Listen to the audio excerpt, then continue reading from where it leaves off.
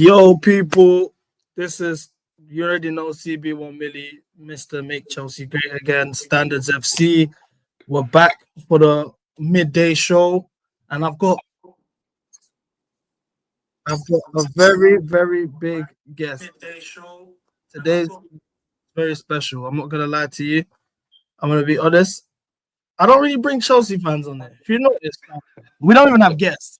But I don't bring Chelsea fans on there. I think the only Chelsea fan we've ever had on here is Don. But I was on playback on Alex Goldberg's stream 2 days ago.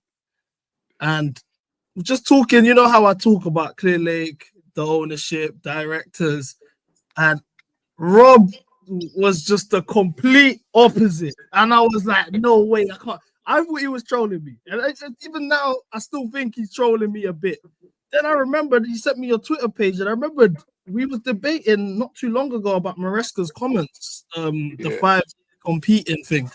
Yeah. And so, yeah, just introduce yourself to the chat. You're somebody that I would actually love to have on regularly, if I'm being honest with you. But introduce yourself to the people. Tell us about yourself, Robert.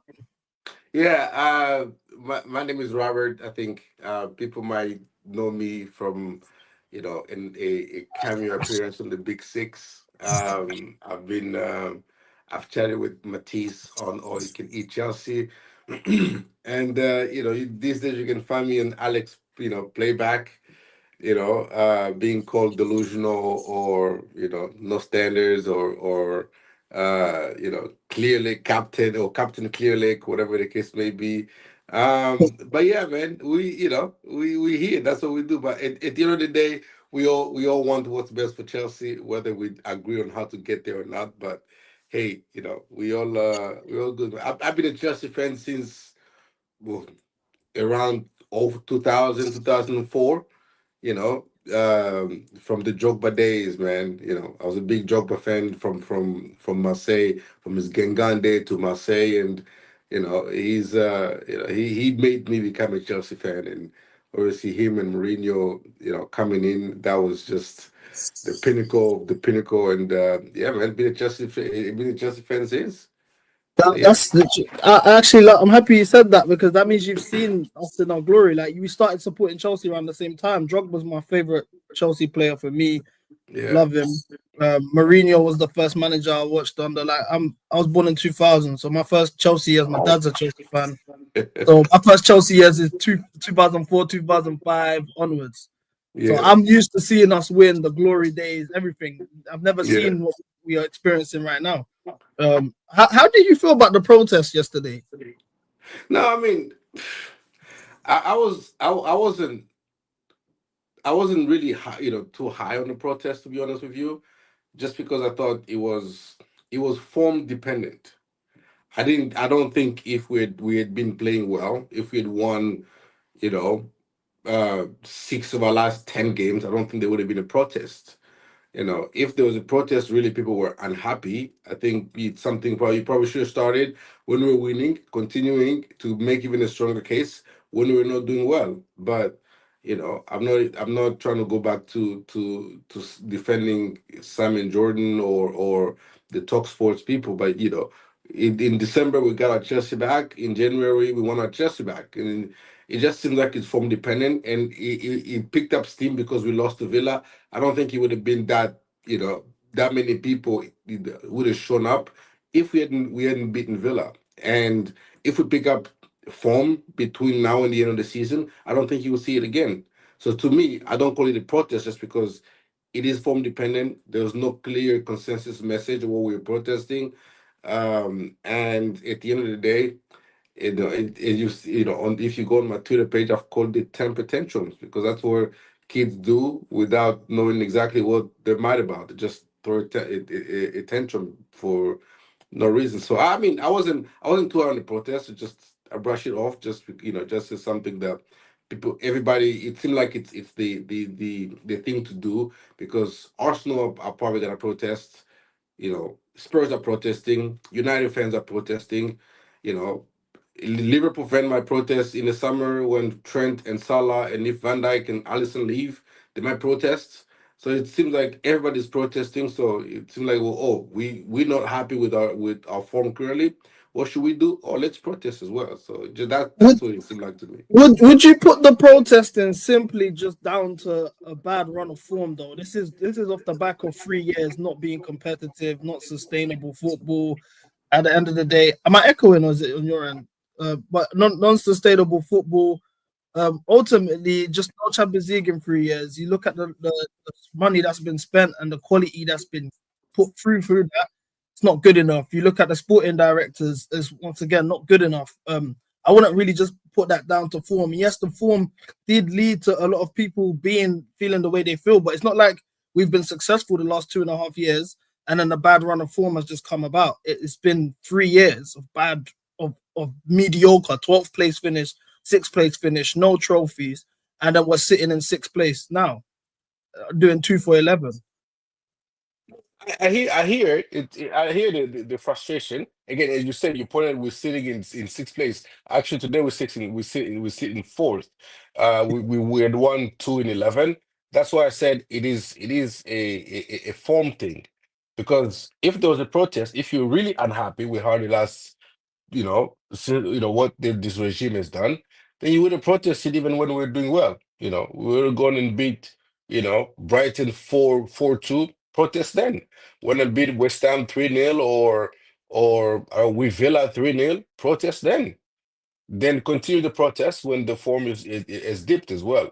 I mean, people. I get we've been accustomed to instant glory under the Roman days, but this is just how the nature of football is. Like, Liverpool owners took over, didn't win a thing for 10 years. Arsenal owners and manager changed, haven't won anything for 20 or 10 plus years. United changed just the manager, not even the owners impactful as Roman. They haven't won anything in so many years. Even Man City, with all the money that came in, they didn't win a trophy, a major trophy for 4 or 5 years. So a change of ownership and a process takes a little time. It's not the Roman days when Roman comes in and instantly year one we're winning. It's that's But that you, was a you, one-off. the teams that you've compared that they've taken their ownerships, they didn't inherit a team that was champions of the world, that was a year removed from a Champions League, who inherited the club debt free, had all these experienced players that just won. They just won. The board won the Ballon d'Or for sporting directors the year that we got sanctioned. So it's not like they inherited a team and they're starting from scratch. They were in a well enough place for to be in 2025 by now and be able to compete. The fact that they've set us back so far that we're not even at the level that we were when we first were hired. At this point, I don't think we've been this level in the last 20 years. And you have to hold them accountable. I get what you're saying, because Liverpool, for example, it did take them some time. They did drop off of Europa League football, XYZ. They've only got one league title was under their new ownership. I understand that. But for example, Manchester City were bought in 2008. 2012, they had a league title.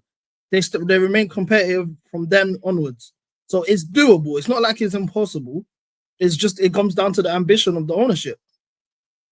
No, I hear you. I hear you. It is doable, but it is absolutely rare, as you said. Man City came in and they went the Roman way. We're gonna splurge out of to win now. You can't do that nowadays. You can't just say I'm gonna go buy 11 100 million pounds players, put them on the pitch together and let them win. It's not impossible. It's that doesn't happen in football anymore. And even today in football, the 100 million pounds players are not that world class caliber players anyways. And so to try and speed up the process as much as you possibly can to remain, and you can say he inherited a team full of Champions League winners. How many world class players do we have in that Champions League winning team? What? Timo Werner, Kai Havertz, Kovacic, I would say Jorginho. Kante, Rudiger. Yeah, exactly. But their contract was expired. The old regime did not renew their contract. They were living on a free because the old regime failed to renew. They could get their contract renewal. So how many, like Mendy? Mendy was in goal. Was he a world class player? We just had a fantastic a fantastic patch that Mendy's better we than had. any keeper that Clearlake have bought. whether that's Petrovic, Sanchez, Jorgensen, Mendy was better than them. And that was just Czech, who has experience being a goalkeeper. He was put in a position and given the task to find a goalkeeper, just a quick stopgap. And he identified a goalkeeper within one season, and we got a Champions League off of it. That's something that these guys failed to do. It wasn't. We didn't like. It wasn't that much of a leap to go from Kepa to anybody. Like we had Kepa with all due respect, so it wasn't that hard to find somebody that's at least somewhat better than Kepa that can limit the mistakes that Kepa was making. And we got Mendy at a cheap price, and then the next season, after the Champions League, he came in, Mendy was outstanding for that Champions League season. And the following season, we saw what he did. We saw what he did against Real Madrid in the Champions League, where he gifted the ball to Benzema for win and all that. We saw he dropped back to his level the following season, and we had to change the keeper. And so we did with this notion, we didn't have many world-class players in that squad. Yeah, I agree. You said something that stood out to me just now. You said success isn't going to happen straight away. It's going to take time. So you have, as far as I'm concerned, you can correct me if I'm wrong, you have full trust in the board and the ownership. How long do you expect us success to come about? I expect us to win a league title within the next 3 years. In the next 3 years? Yeah. I expect us to win a league title in the next 3 years, and within the next decade, we will have at least we will replicate what Liverpool has done. At the minimum, if we fail, 2 league titles and a Champions League in the next 10 years. I think we're gonna do more than that, but if we achieve the bare minimum, it'll be 2 league titles and a Champions League. This is when you lose me, Robert. Man, this is when you lose me. All right, so when you say that, because we're not the way things are currently right now. Yeah. What have you seen in the last 3 years that's given you the confidence that we can compete with this model that we currently have? No, we're building, right? We're building slowly. We have quality players in the squad, and we continue to build. We're gonna reinforce in the summer. We're gonna reinforce the center back pairing, the defense. I think as far as fullback, we're strong on that side. I think our midfield is tip top, one of the best in world football, in my opinion. We got an elite attacker in Cole Palmer. We got Esteval coming, Kendrick Pye is coming. We buy a striker, a left winger, 2 center backs, and maybe a goalkeeper, and we're good. I think we're probably gonna challenge for the league next season. We're not gonna win it. We will challenge for the league next season. How did you feel about our summer window, the window that we just had? Because you mentioned the stadium. I thought we had a good window. I thought we had a good window. I thought we had a good window. We bought Pedro Neto. We bought Esteval. We bought who else did we buy? Joao Felix. Sancho, Felix, Tosin, Omari Kellerman. We bought Tosin, Omari Kellerman, Jorgensen. That's right. Yeah. I thought it was a solid window. I get why people might be skeptical now looking back at it, like, we should have bought somebody better than Neto. We should have got the striker across the line. Yeah, I get all that, but I'm not gonna go at the detriment of our wage structure just to get a striker that is not gonna make our attack gel as much as Jackson does. All right, so you've said so much there. Okay, let's just break this down. So going into the summer window, we needed a goalkeeper, at least 2 centre backs, so Chalobah and Thiago Silva leaving, starting centre backs. I thought we needed legs in the midfield to replace the Gallagher profile. Goal scoring wingers, they went with Neto. Neto was highly regarded at the end of the day, and we needed a striker. We didn't address anything barring the goal scoring winger side of things, and Neto don't really score goals. So why would you say it was a good window? We needed a striker. We didn't get the business done. We flirted with Duran, didn't get him done. Came back with Aston Villa. We gave away Maatsen and got back Omari Kellerman. We got Yao Felix to move off Gallagher. Yao Felix didn't really answer any of our problems. His best position is our best player's best position. And then Osimhen on the last day, we didn't get that done. Not to mention, we got Tosin on a free. That's our only centre back signing, and no goalkeeper. Well, Jorgensen, who ain't a starting keeper. So how can you say we had a good window? I don't understand. You see, Go on, you sorry. see the thing with you know my perspective on the window is you couldn't just go and buy for no reason. You didn't know what you had in Cole Will as a centre back. We saw him as a left back. You didn't know what you had in him as a centre back. You didn't know, Fofana had become fit, so you didn't know what you were gonna get, if whether you can get a full season out of Fofana. So we had to see first. We couldn't just go and buy and be like, let's buy two center backs and forget we had Fofana and Cole in the house. We had to see what we have. Now that we've seen what we have, then we can invest. Moreska had seen Petrovic and said, well, he's good enough with his feet. Sanchez is. And he said, well, let me try a Robert Sanchez, and we bring a backup to Robert Sanchez, which will be Jorgensen. And fair enough, that's what he did. We just go into any summer window and say, well, let's just buy without assessing what we have in house first. We didn't know who Colwill was, who he could be as a centre back. We didn't know what Fofana could be health wise. Whether we had seen Moreska keep certain players fit all season that were injury prone at Leicester, and we're hoping maybe under Moreska, Fofana could remain fit for the entire season. That turned out not to be the case. So now in the summer, we can say, you know what? Now it's time to invest into proper starting centre backs. Now, because now we know who we have in house. If we want to go into the goalkeeper department, we know what we have in house. We know Jorgensen has a deficiency. We know Sanchez has a deficiency. Now we can go at if we don't attack the goalkeeper market, we can go attack the goalkeeper market and move on those that we don't think are good enough anymore. Imagine if we had sold Colwell last summer for 60 million. This family would have royalties. I would have been happy with that. No, I would have been happy with that as well, but the majority of the fan base would not have been happy with Colwell because they would have said, well, he played a left back under Poch. We need to see him in the favorite position, which is at centre back. Yeah, that's fair. That's fair. I do think some players needed an extra chance, another year to show themselves based on how everyone you couldn't buy a left winger knowing that you had Mudryk. The point, okay, let's see if Moresa can improve Mudryk. We've had changes of coaches left and right. Let's see if Moresa can actually improve Makalo Mudryk. Now, Mudryk was starting to show signs of improvement until the his case came about and his suspension came about. But we had to see what we had in players first before you can just attack the market for any player because their their name is what's currently popping. So in terms of the summer window, that's the summer window. How did you feel about January window? When we knew that, okay, we needed a striker.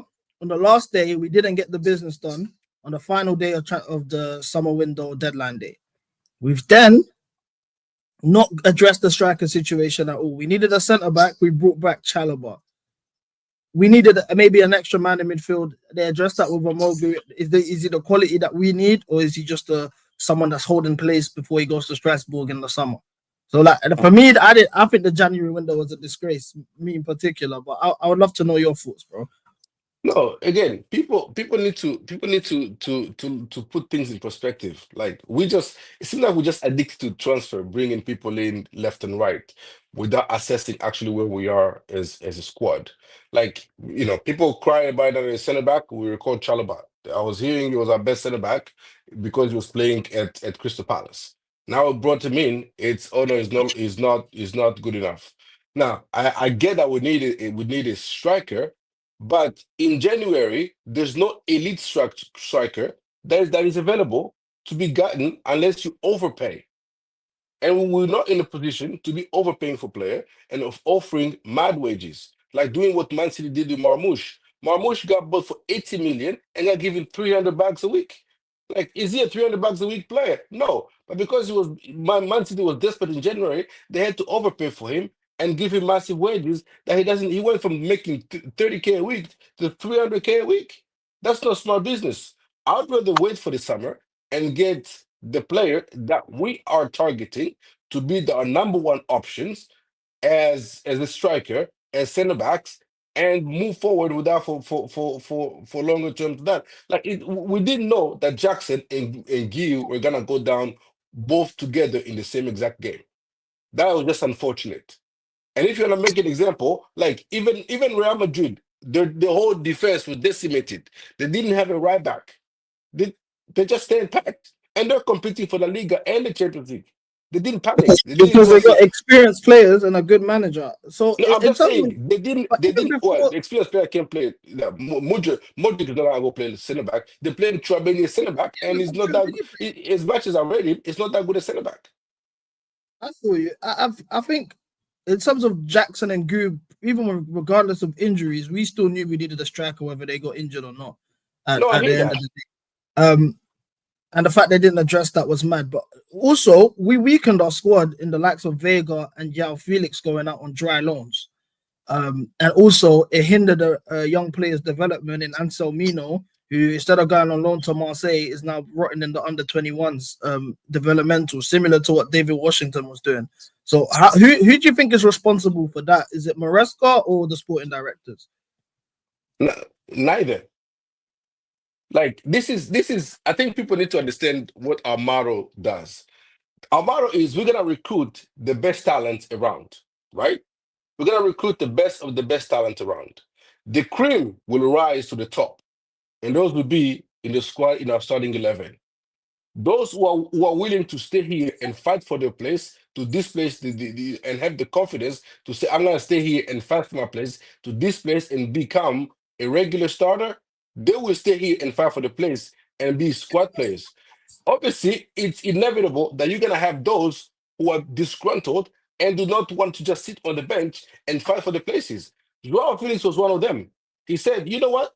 I can't displace Cole Palmer no matter what I do. I can bag 5 goals in the Conference League. Palmer will come and bag a hat trick against Brighton. There's no way I'm starting next game. There's no chance. So he said, I'd rather go than stay here at Chelsea, and that's fair. You But can, this is when you have to hold the manager accountable for not using his squad the way he should have. This is what you call. This is when the part of man management comes in. When you know how to deal with your players, keep them happy, especially when you have a big squad. Now, look at the injury situation right now. Yao Felix would probably be in the false 9, playing, getting consistent minutes. No, I hear you. You can say Joao Felix would have been here and getting consistent minutes. Maybe so.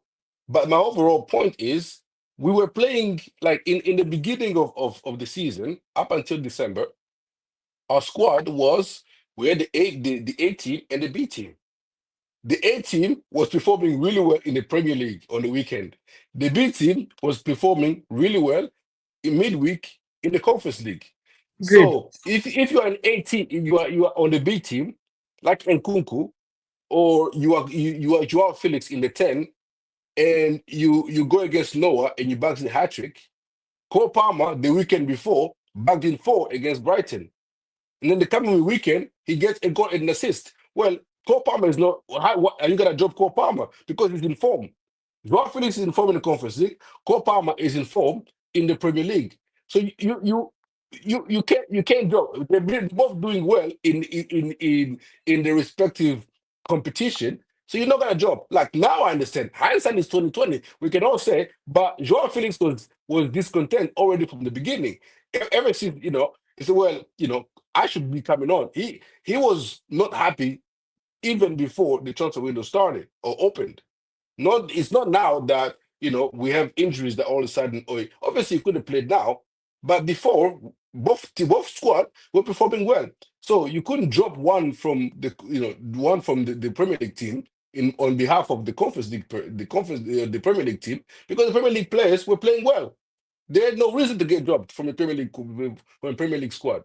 But it's just managing the minutes as well at the end of the day, though, because it could also explain why we've had the injury luck that we've had lately, the amount of minutes players are being subjected to play. That I was very happy yesterday, the fact that Caicedo had a chance to come off, Enzo had a chance to come off, finally get some rest, because the manager hasn't been doing so.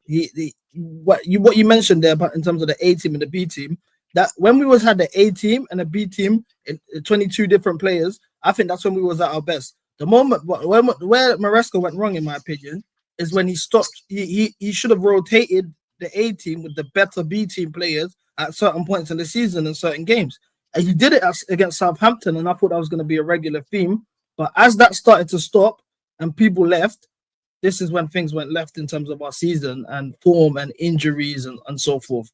But I wanted to ask you a question. Just upon the January window, if you just in terms of the transfer windows in general, if you had the opportunity to bring in 3 players, top of your list, that fit the model, like the way you support the model a lot, who would you go for? In January or in the summer? In the summer. This summer coming. 3 players. I would go Murillo, the Forest centre back. I highly rate him.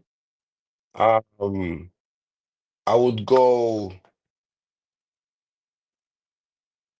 You said 3, right? Yeah, go on. Do you know what? Yeah, I'll let you do however you want to do. Like, just whatever makes sense to you. So I'll go Murillo. I'll get 4. I'll get Murillo. I'll get Hoyson. I'll get Delap as a striker, and I'll get Garnacho as a left winger. Hey, stop. What would you? Hey, cool. The lap had me a bit shaky. Why are you cheesing like that? Because I'm mad, bro. Bro, what am I hearing? Because the lap was already crazy to me. I would rather go for Gaio Keres, however you say it. I think he's the top striker. I would take Osimhen over the lap, in my opinion. I think he's like Gallagher. Hoyson, for me, he's a bit young, he's soft, but I get it. I'm not mad. Murillo, I agree 100%. I want Murillo. Garnacho is crazy. So when we had the Garnacho league, you wanted Garnacho to come. Yeah. I feel like you're just saying this because we were linked to him, though. You're just saying the players were linked to him. I'll give you this. Yes, because I didn't know before. I never had Garnacho on the book because I didn't know he was ever gonna be a realistic target. I didn't know that he was ever gonna be made available at United, given that he was their best player last season. It's just same as Kobe Mainoo. I rate Kobe Mainoo highly. Like, there's never in a million years I would think that United would make Kobe Mainoo available for sale. But the Garnacho, I need a winger who can score goals. I need a winger who is a threat, in the box, in behind. And I'm talking about realistic targets. People gonna say, "Oh no, go get Rodrigo, go get Barcola, go get this." Yeah, Like, that's me. But that's not realistic. You're not gonna get those. You're not gonna get those. But to me, the more realistic, I would go get Garnacho because I think he offers. We need a winger with pace that can thread in behind because we don't have that. So when Jackson drops and want to link up with Sancho's waiting for the ball to feed instead of making runs in space. And we need somebody that can threaten that run in space. Mudryk is going to be that, but unfortunately, he's suspended. And I think Garnacho fits the profile of that type of winger that is not only has great box movement, but is a threat in behind as well. And I think it is a profile that we actually need in this team. So I will go for Garnacho, Delap, just because he offers what Jackson offers: the hold up play, the link up play, the ball carrying, and also he can struck the ball. He's good in the air. He has a good shot on him. And Hoyson, I just rate because he's a composed center back, even if he's young. He's great in the air, which we need a center back with great area ability, and is good with both feet. Murillo, he's just a pit bull. I like him because he's aggressive. He's he can carry the ball. He actually takes 4 set pieces, and I highly rate him as a center back, man. I'm very shocked in terms of your comments in terms of Garnacho. That's taking me aback. The Murillo one, I agree 100%. I'm not really sure with the lap because do you see us getting Champions League football next season? Do you think we'll be in the Champions League next season? 100%. Okay, so would you take the lap to the Bernabeu and Garnacho, the Bernabeu second leg. Yes, but we took Kai Havertz and Timo Werner to Bernabeu. Yeah, yeah. But- we took Mason Mount, Kai Havertz, and Timo Werner at the Bernabeu, bro.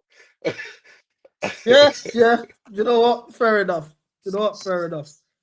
What makes you, in terms of the top four, our last 4 games of the season is Man United, Liverpool, Nottingham Forest, and Newcastle. Newcastle away, Forest away, United and Liverpool at home.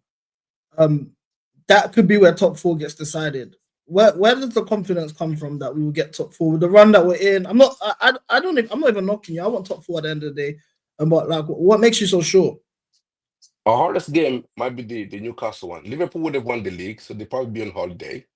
Man United are crap, so again, I say that, but it seems like when they come to play against us, they always turn it on for some reason, regardless of how bad they are. So I'm not, Forest. I think Forest will fall off. So I think we'll get the win against Forest. And yeah, I think Liverpool won't be. I mean, it's gonna be a hard game, but I don't think they will put 100% energy into it. They're probably gonna be in the Champions League, worried about Champions League, semi-final or whatever the case may be, and might rest the best players.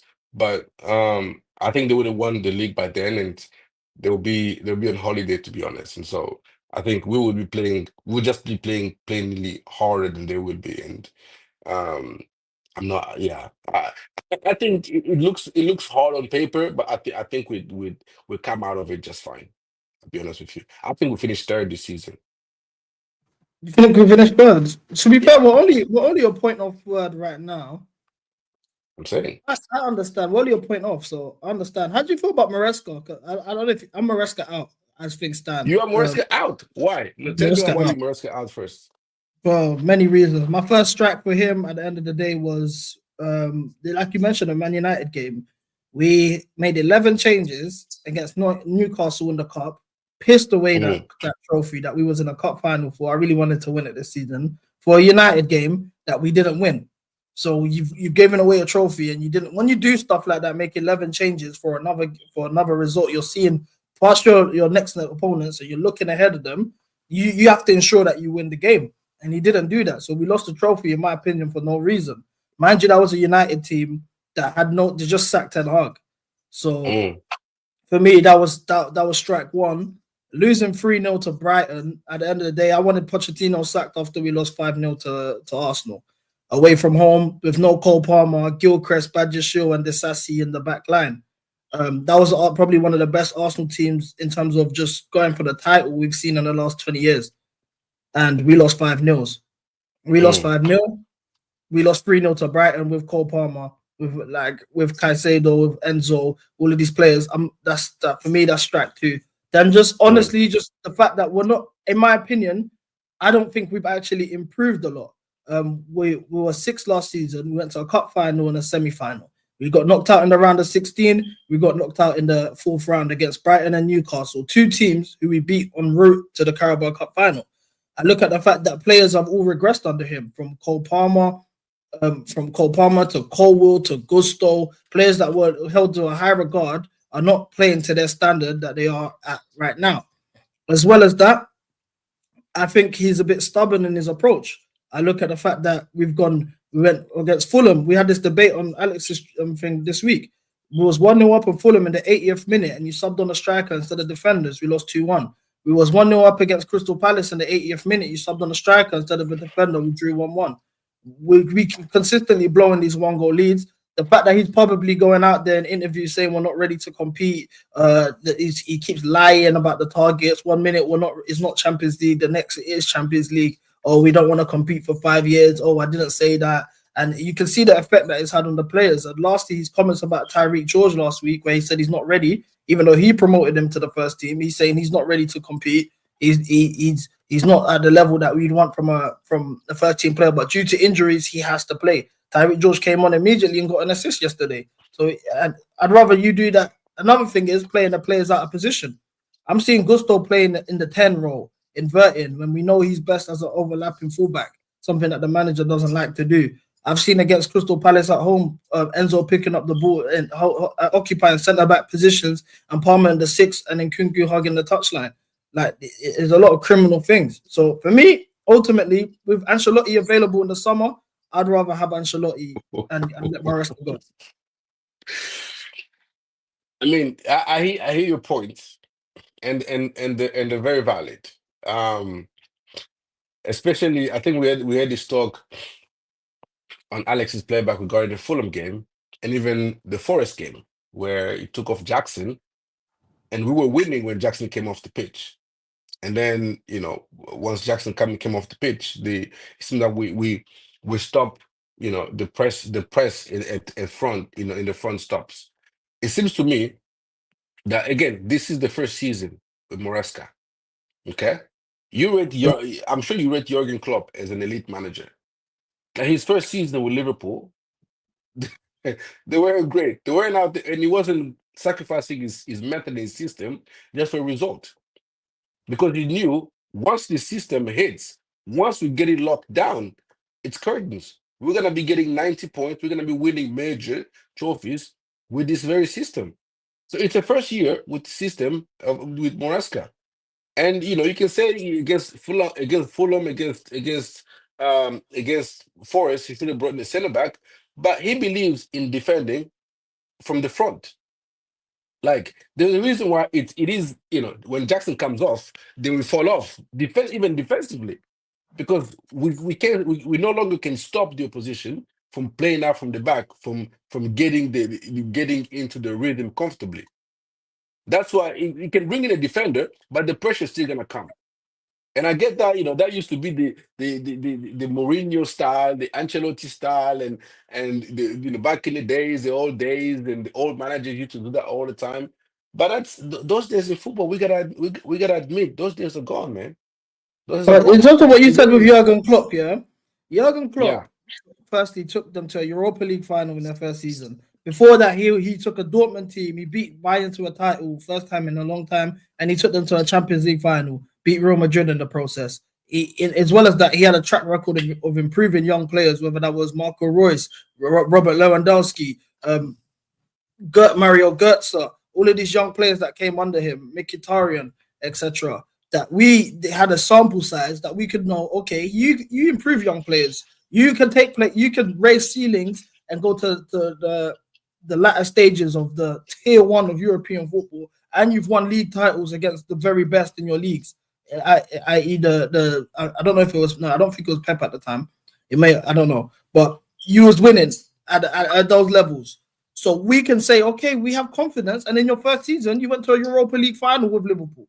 That is not the same thing with Maresca, who the only sample size we have of him is a championship, where they had the highest wage bill in championship history. Then Leicester's wage bill when they won the championship would have been 8th highest wage bill in the Premier League that season.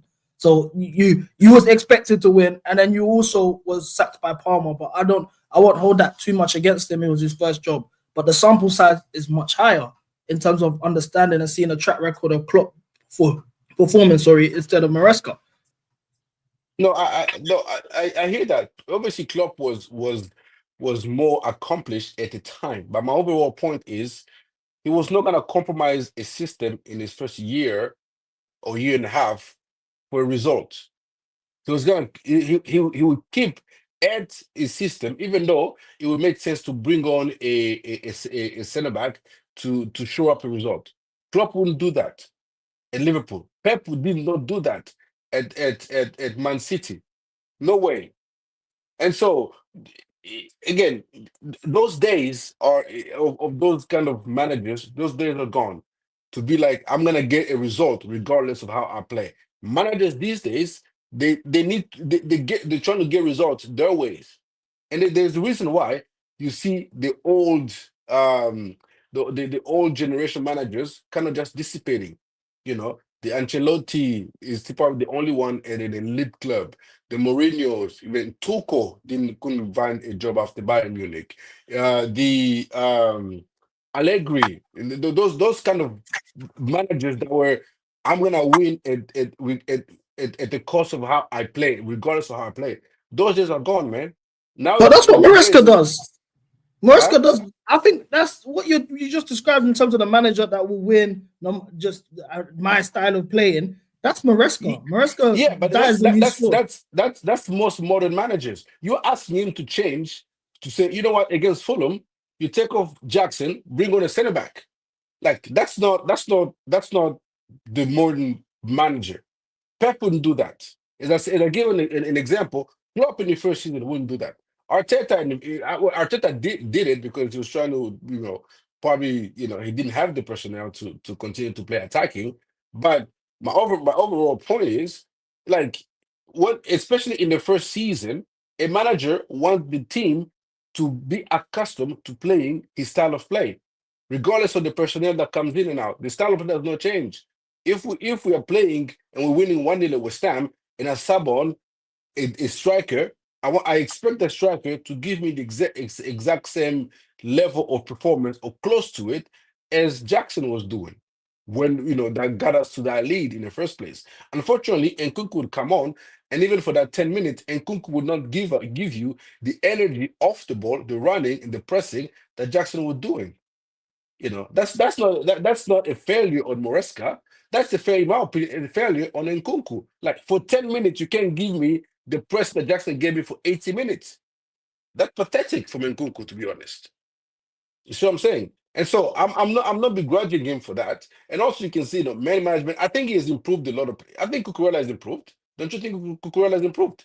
I think Kukurea improved the last 5 games of the season, and at the Euros, he was already at those levels before Maresca even came in. Yeah, he wasn't a goal scorer though, was he? Yeah, he scored. Yeah, to be fair, he's scoring. Fair enough, that's true. Yeah. I heard a rumor about you, Robert, when I said I was gonna have you on here. But I didn't know how to take it. I actually didn't believe it when you got said to me, but hearing you now, I kind of do now. Is Yeah, it true you said that Jackson's better than Haaland? for our team, yes. So if you had a choice, wait. So if you had a choice to get Haaland this summer, you wouldn't want to get him because No, of Jackson. no, because, see, I don't look at what one player can do for our team. Again, Holland, a great striker. Okay, I think I think our attack as a unit functions better with Jackson than it would with Haaland. And How? even Haaland, if he does not score, he doesn't do much. Jackson can have a great game even if he doesn't score, and the others around him will pick up the scoring. I value that more than just, like, Haaland is a player where everybody works for me. Jackson is a player that works for everybody else to eat. Haaland is sitting there just, everybody feed me, feed me, feed me. And great, he is a great finisher, he's a great box striker, and I get that. But I highly value what Jackson brings and how he brings out the best game out of the likes of Cole Palmer and Noni Madueke and the other wingers, and even Enzo when he's attacking, when Jackson was healthy. So no, I wouldn't. There aren't very many strikers in world football that I will substitute for Nicholas Jackson. That's how much I value his input into the team. I get what you're saying in terms of Jackson. I'm somebody who's very like Jackson's all round game is better. I agree with you in that sense. However, you the presence in the box is something that we're lacking amongst of us as a striker. I think even the way we can play, we could even put. I think Jackson is an SS in my opinion. I think he's somebody who can play alongside another. He needs to play alongside another big man and play off each other. Syria A kind of style. You know how Lautaro Mm. Martinez plays when he can combine and link up play with another striker next to him or in front of him. That will bring the best out of Jackson as well. But the profile that we're lacking in terms of just crosses in the box, a box presence, XYZ, we don't have that. And I think Haaland would be more beneficial to the side than Jackson, in my So opinion. you are willing to lose everything that Jackson does For outside the Haaland, box for a presence in the box. yes. Because I'm what not willing. Jackson I'm does I'm not outside willing to do that. Like, Jackson hold that play. His ball carrying, his dribbling, his passing, his like he's running in the channels. Those stuff I value more for the team than just a goal. But that's just my opinion. Yeah, And I think we are looking for a striker who will offer what Jackson offers as well as box presence. That's why I wanted Delap, because I think he can offer that. I don't think I'm still not convinced whether Jokeris can offer that. I don't think Osimhen offers that. I think what we see the probably ideal one you can say it's Alexander Isak, that's what but that's somebody gonna cost you literally asked him. 150 M's. Yes, but we are looking for somebody who offers the box striker and what Jackson does away from the box. Like I value what Jackson brings away from the box so much so that I don't think you can give me what's Haaland on this season. 20 he's on 21 goals. And this is a bad I don't season for him, by the way. it's about again. I'm just bringing facts to the argument. Man City score more goals with the system playing Gabriel Jesus as a striker than they did with Haaland, even when Haaland scored 50 goals in that season. They score more goals as a team with Gabriel Jesus than they did with Haaland. With Haaland banging in 50 goals and 30 or 35 plus Premier League goals. But brother, they won the Champions. They won the Champions League. They won the treble with Haaland in his first season. At the end of the day, it comes down to winning and your contribution to winning. They were able to No, win they with won. that style. They won the league. They won the league the year Gabriel Jesus But was they the were striker. what they needed, what they wanted the most was the Champions League. And even with this style of play, because we like to say that Maresca's a Pep regen, he's a Pep clone. I agree what you said about the all-round game. When you've explained it that way, I understand where you're coming from, because the way it was just said to me was very no context. Yeah, this is the guy that said that Jackson's better than Haaland. I'm like, what?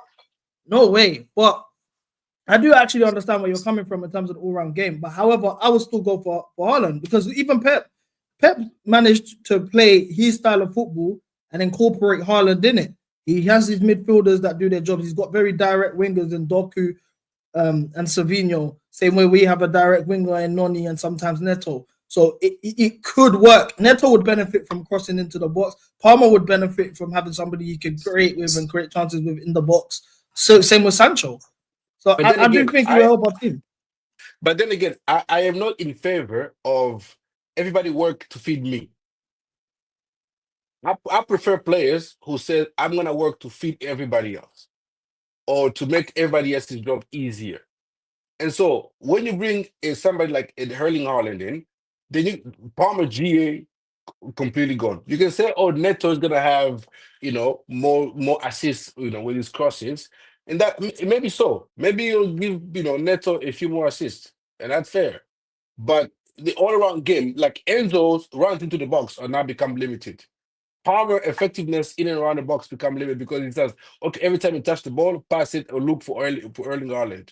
Like I prefer players as Jackson, who again he needs to, if he could have that box presence, that'd be ideal. But I prefer what he brings away from the box for our team. He makes our team play that much better when he's in it than when he's not. We've had Nkunku, I mean, given maybe is a bad example, who's a far better striker, or far better box presence than Jackson. But when Nkunku is a striker, we don't even create that many chances as we do with Jackson. And so I think, Erling Haaland, fantastic striker. When he comes across, when he comes around a defender who's physical, who he cannot bully, like a Rudiger, then then he's taken out the game. And now it's like you're playing 10, you're playing with 10 men. Because a stronger, more agile, and more, intelligent center back can take him out the game easily. Like Van Dijk would take him out the game. Rudiger can take him out the game. Like how many center backs have taken Jackson out of a game completely? Jackson will take himself out of the game. But there's no center back I can look around that I've seen that we've gone against that is taking Jackson out the game. Even Konate, Jackson has made Konate look average at times. Yeah, yeah. Do you know? Yeah, I like this Jackson prop. I've been one of the players that I actually advocate for in this project a lot is Jackson. So I like the Jackson prop. In terms of the Haaland, it's too far for me, but I like this Jackson prop. Like Jackson's generates football. I saw this article on this brief. I don't know how true it is. Big up Vince. So Chelsea and Arsenal are expected to battle it out for PSG advisor Luis Campos. The Blues want to make Campos the CEO of football, where we have a major role with more functions when compared to the traditional director of football. How do you feel about this news? No. I'm fine with the current structure that we have. Again, this is what we do as Chelsea fans. We look at everybody that's not at Chelsea as being better than what we already have. Like we say, Campos. When you say better than we currently have, you're referring to Win Stanley and Lawrence Stewart, correct? Yes. Okay. All right. So go ahead, sir. We look at Campos and say, oh my God, again, he's the one that's leading he's the sporting director at PSG. He might be better than our current sporting director. Until you go into his CV and then you realize he's got some flaws as well. Isn't he the guy that let Mbappe go on a free after turning down 220 M's for him? Let's not do that because Mbappe. No. Let's speak on the records. Let's speak on the records. He got Mbappe to stay for 2 more years. He was trying to go for free for a long time. 2 more years for what? For nothing. It's not like the one. He was trying to leave for free, regardless.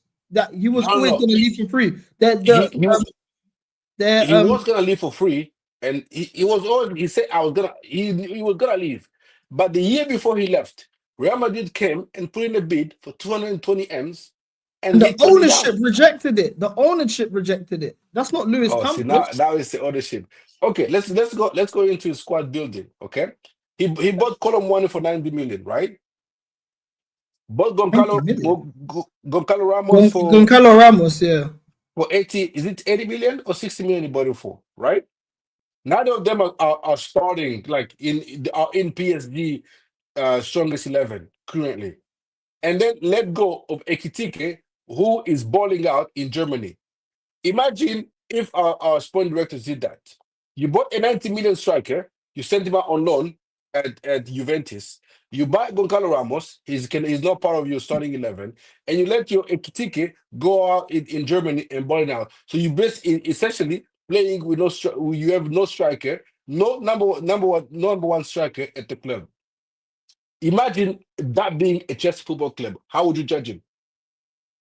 Okay, I hear you when you're saying in terms of yes, he let Ekitike go, and in terms of Mbappe, that was out of his hands in my opinion. You need to also factor in the squads that he built at Monaco that were winning league titles. That team, that crop of Monaco players in terms of Bernardo Silva, Mbappe. Are you still there, my bro? Oh, sorry, I lost you.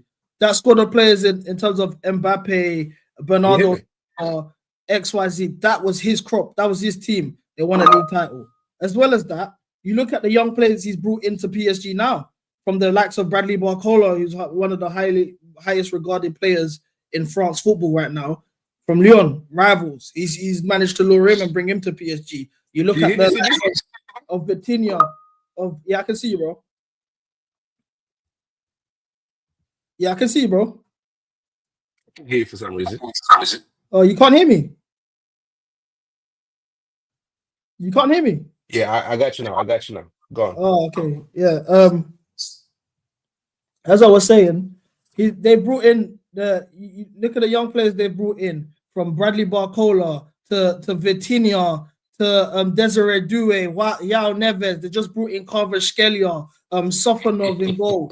Like, yes. Bro, like this is he's cooking. Like why would you not pick him? They also beat us to Gabriel Moscardo, by the way. They beat us to Gabriel Moscardo. No, let's just do the exercise. They brought in Barcola, we brought in Cole Palmer, right? Okay. They brought in Joao Neves, we brought in Caicedo. They brought in Vitinha, we brought in Enzo Fernandez. They brought in I don't know who, we brought in Andre Santos. They brought in Santos. No. Yeah, okay. They brought in the the Lee Ken kid. We brought in Jackson, right? You can say they brought in, Kvaratskhelia. We brought in Pedro Neto, right? But even Enzo and Andre Santos, that wasn't Win Stanley and Lawrence Stewart. That was Vivell and Bowley. So those two Okay, so signings you can't factor in you see there. how you do in this exercise. When it's against Campos, it was the ownership.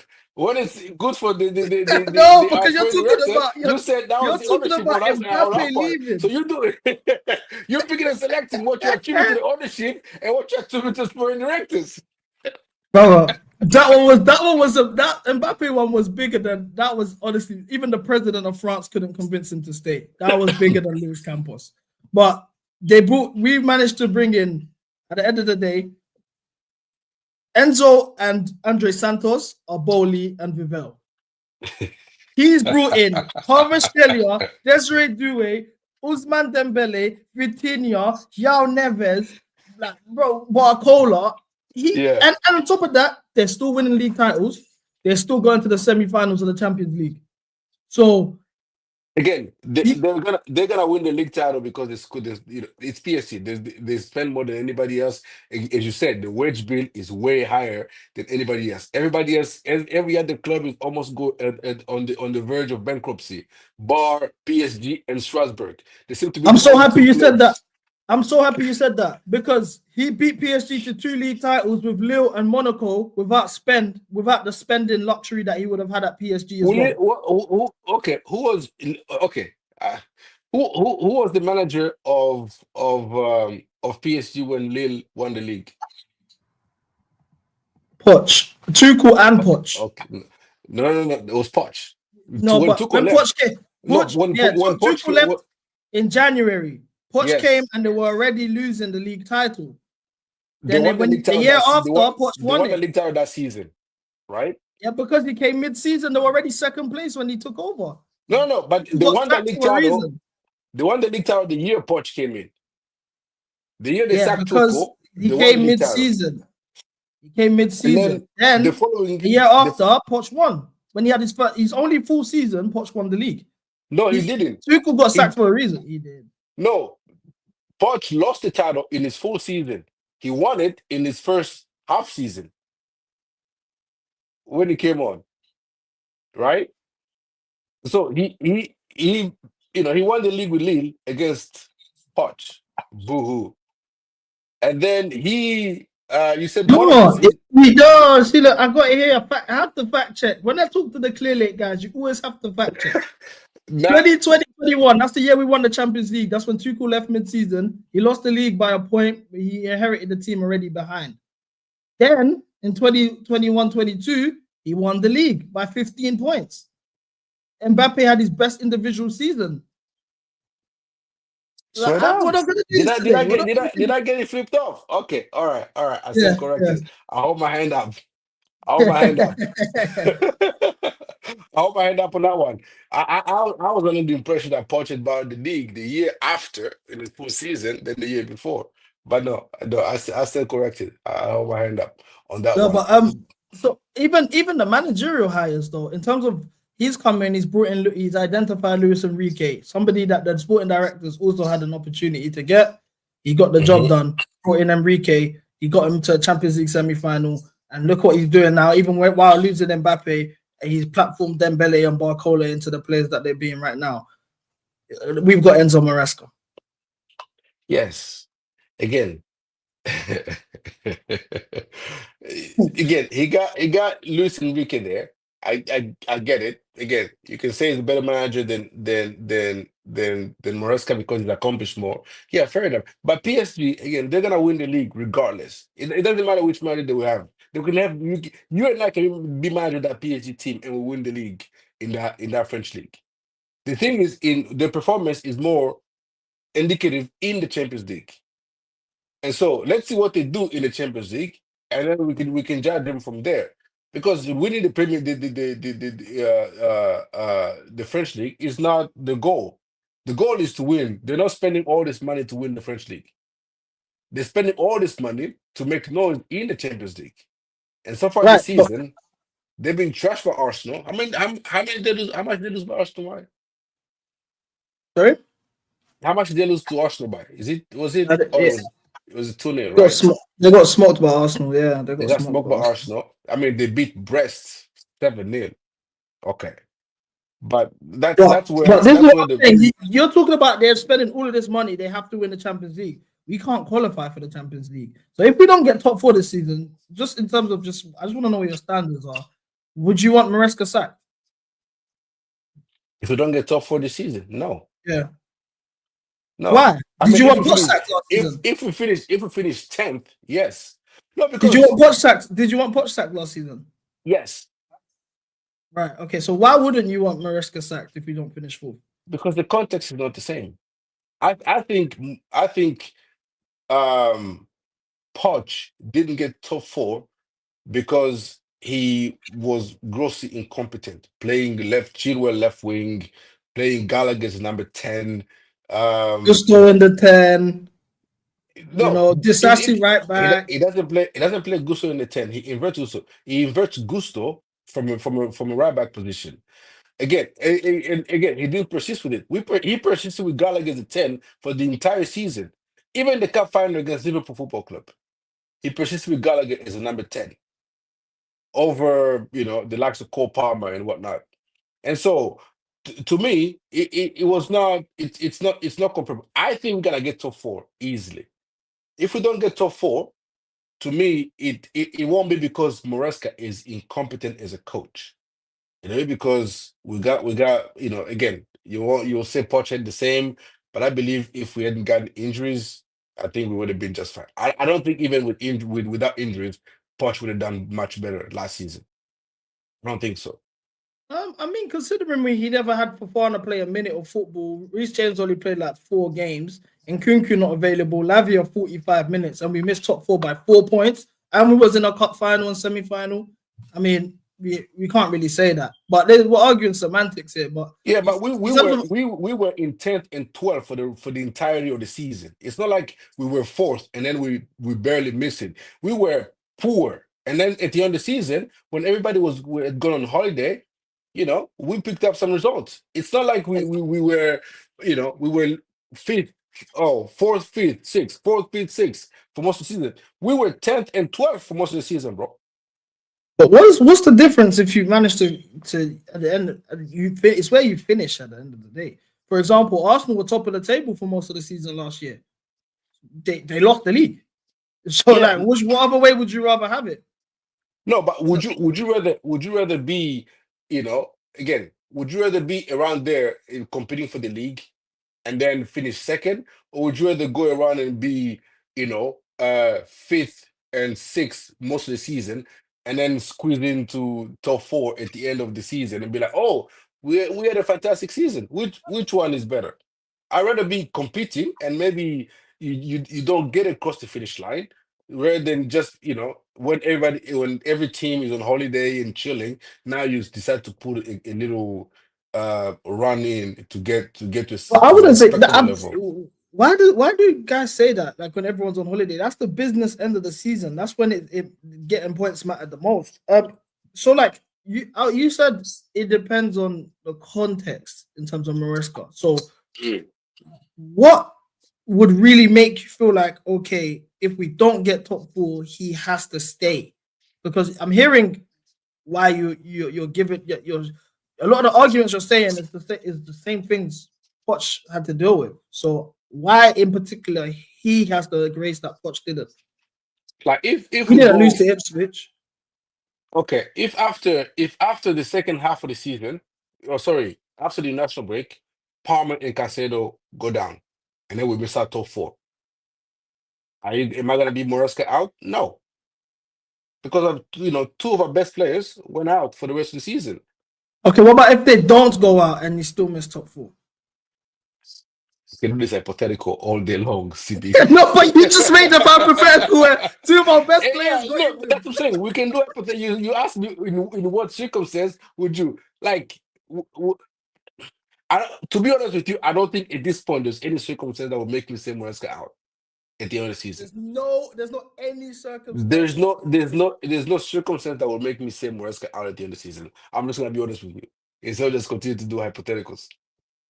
I'm seeing enough in Maresca to say he's a decent coach. And that he's improving our players. Enough to take you where, like you said, you expect us to challenge for the league next season. Under Maresca, you think we should Yes. Yes. Spot on. I mean, you were good. I saw you on Never Fire talking about winning the title race in December, bro. Yeah. That's true. That's true. That was under Maresca. That was true. So I mean, if we no matter who the manager is, I'm letting you know now. No matter who the manager is, we could hire, I don't know, Sean Dyche in the summer, and I'm gonna see Chelsea winning the league.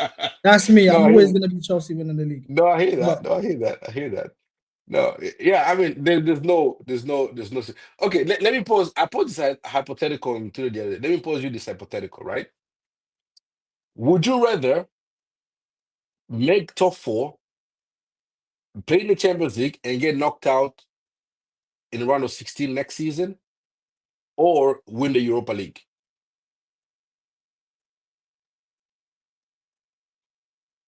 In the Europa. Win the Europa.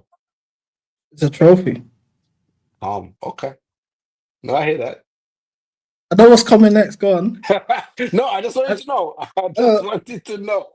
I'd win the Europa League. If you said semi-final or something a bit more respectable, round of 16, I'll just take my Europa League, man. That's a trophy at the end of the day. Liverpool were in it. And that would be 3-3 for us in Europa League, right? Yeah, exactly. Now, is this you asking me about the Conference League? Is this like you setting up the Conference League? No, I'm assuming we win in the Conference League this season. I'm talking about next season.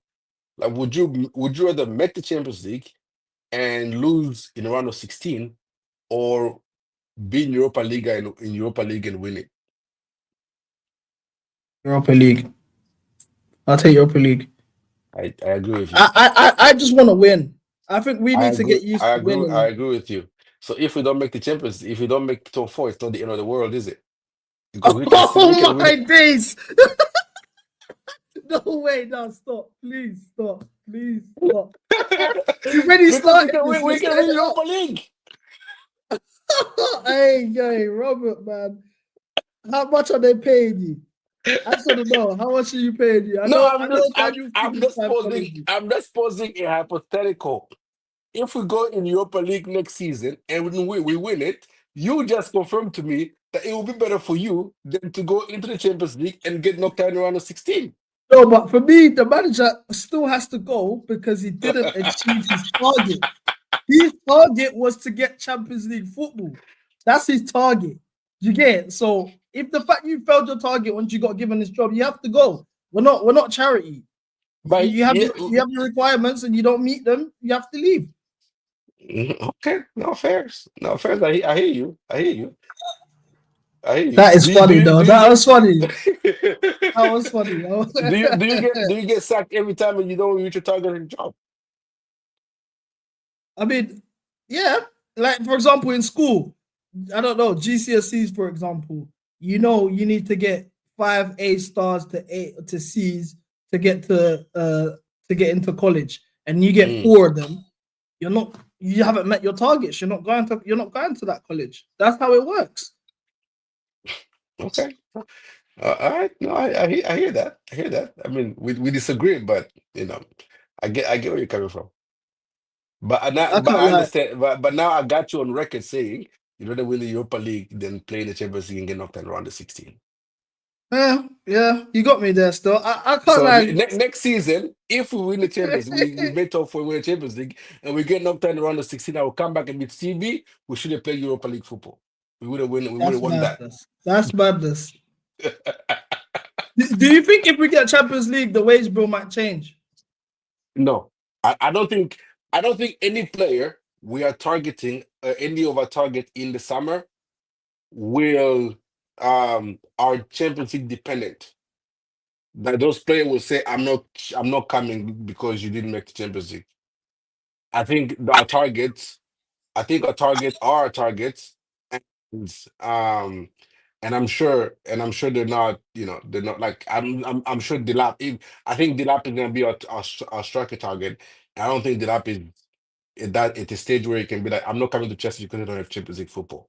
You know, I don't. The likes of Murillo, maybe Hoyson, maybe he might have some competitions, but I don't think Garnacho or I keep saying Garnacho just to tick you off.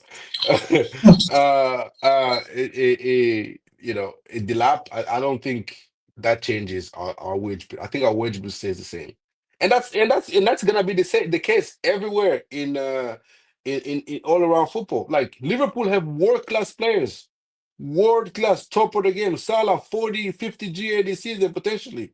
They don't want to pay him. I saw some guy. He's Um, 33 years old. Like it was the same thing with Drogba. Drogba won us the Champions League. He was 34. We didn't want to pay him. We let him yeah, go to Jogba Newcastle. was still not Jogba. Salah is still Salah. I mean, Jogba won us the Champions League. He was not Jogba, the Jogba prime Jogba. This is still prime Salah. This is still prime Virgil van Dijk. This is still prime Alisson, best goalkeeper in world football. And they say, you know what? Our wage bill is such that we're not willing to pay you that high wages. Imagine. Can you imagine us having a 33-year-old Thiago or 33-year-old Thiago Silva and say, you know what, we can't pay you that much. Keep on stepping. Huh? So no, I get what you're saying. I think in terms of Trent, maybe Van Dijk should get renewed, but in terms of Salah, like he's 33 years old. He's gonna demand about 400, 500K a week for how many years now? If I was them, the max I'm renewing him for is 2 years, and then that second year we know he's gonna fall off a cliff. No, So and I I think understand. and I think Salah is that's what Salah wants.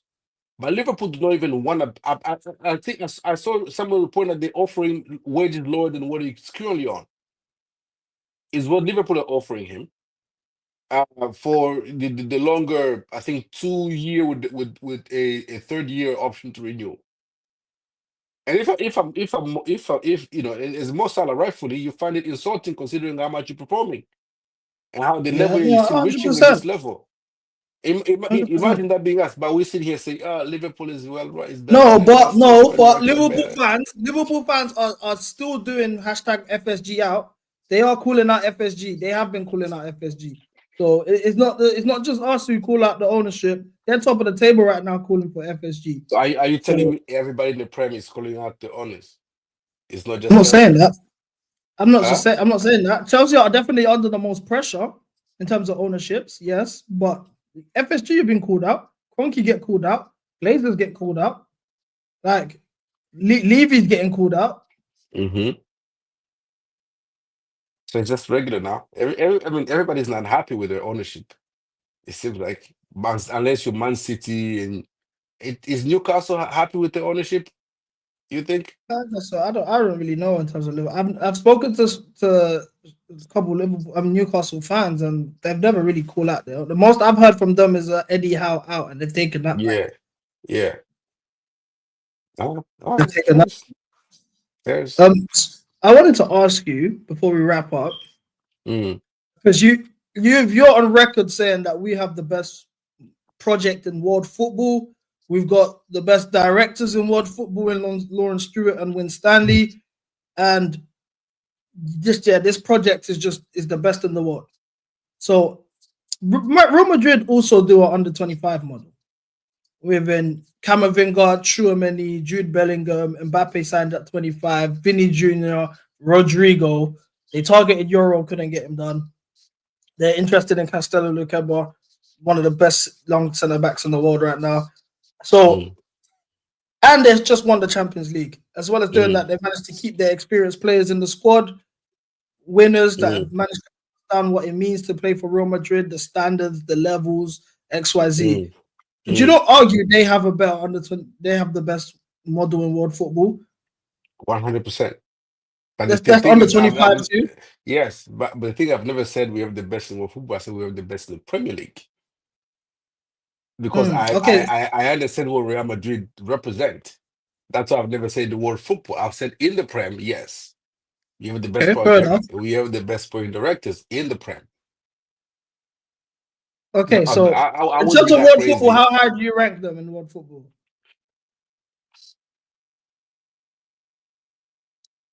How high do I rank our project in world football? Top 3, top 5 at worst. At worst. Yes. Crazy. You think like it's crazy to see we watch the same thing every week for the last 3 years, and then we just think completely different things. Like it's mad. Like the human mind is crazy, man. No, because I think what our fan base struggles with is to understand that the yesteryear of Roman are gone. Like we can appreciate it, but they're not coming back, and they never will. So we can appreciate what we had and acknowledge that the landscape of football is changed so much so that you need to operate differently to find a way to succeed. And I believe the way we've kickstarted this project has been actually in my eyes quite impressive. Like Yes, you're gonna see Man City go through a rebuild. You're gonna see Liverpool go through a rebuild.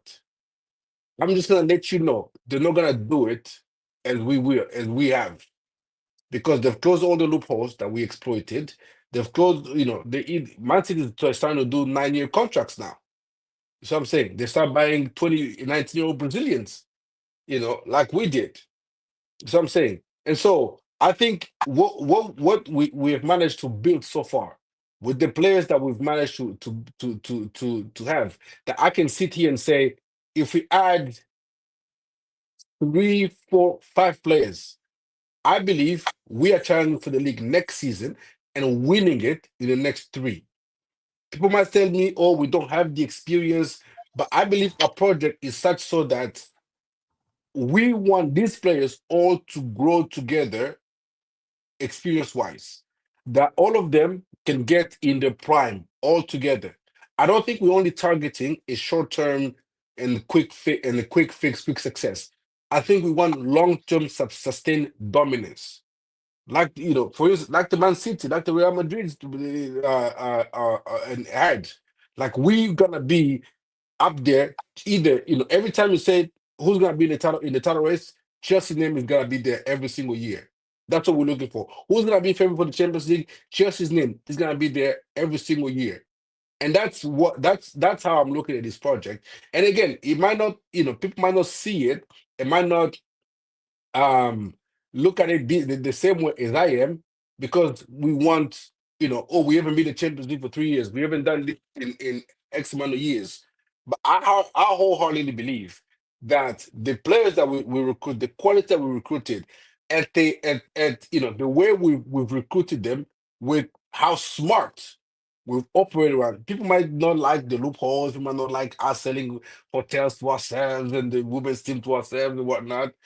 Again, you're gonna have to operate differently in modern day football.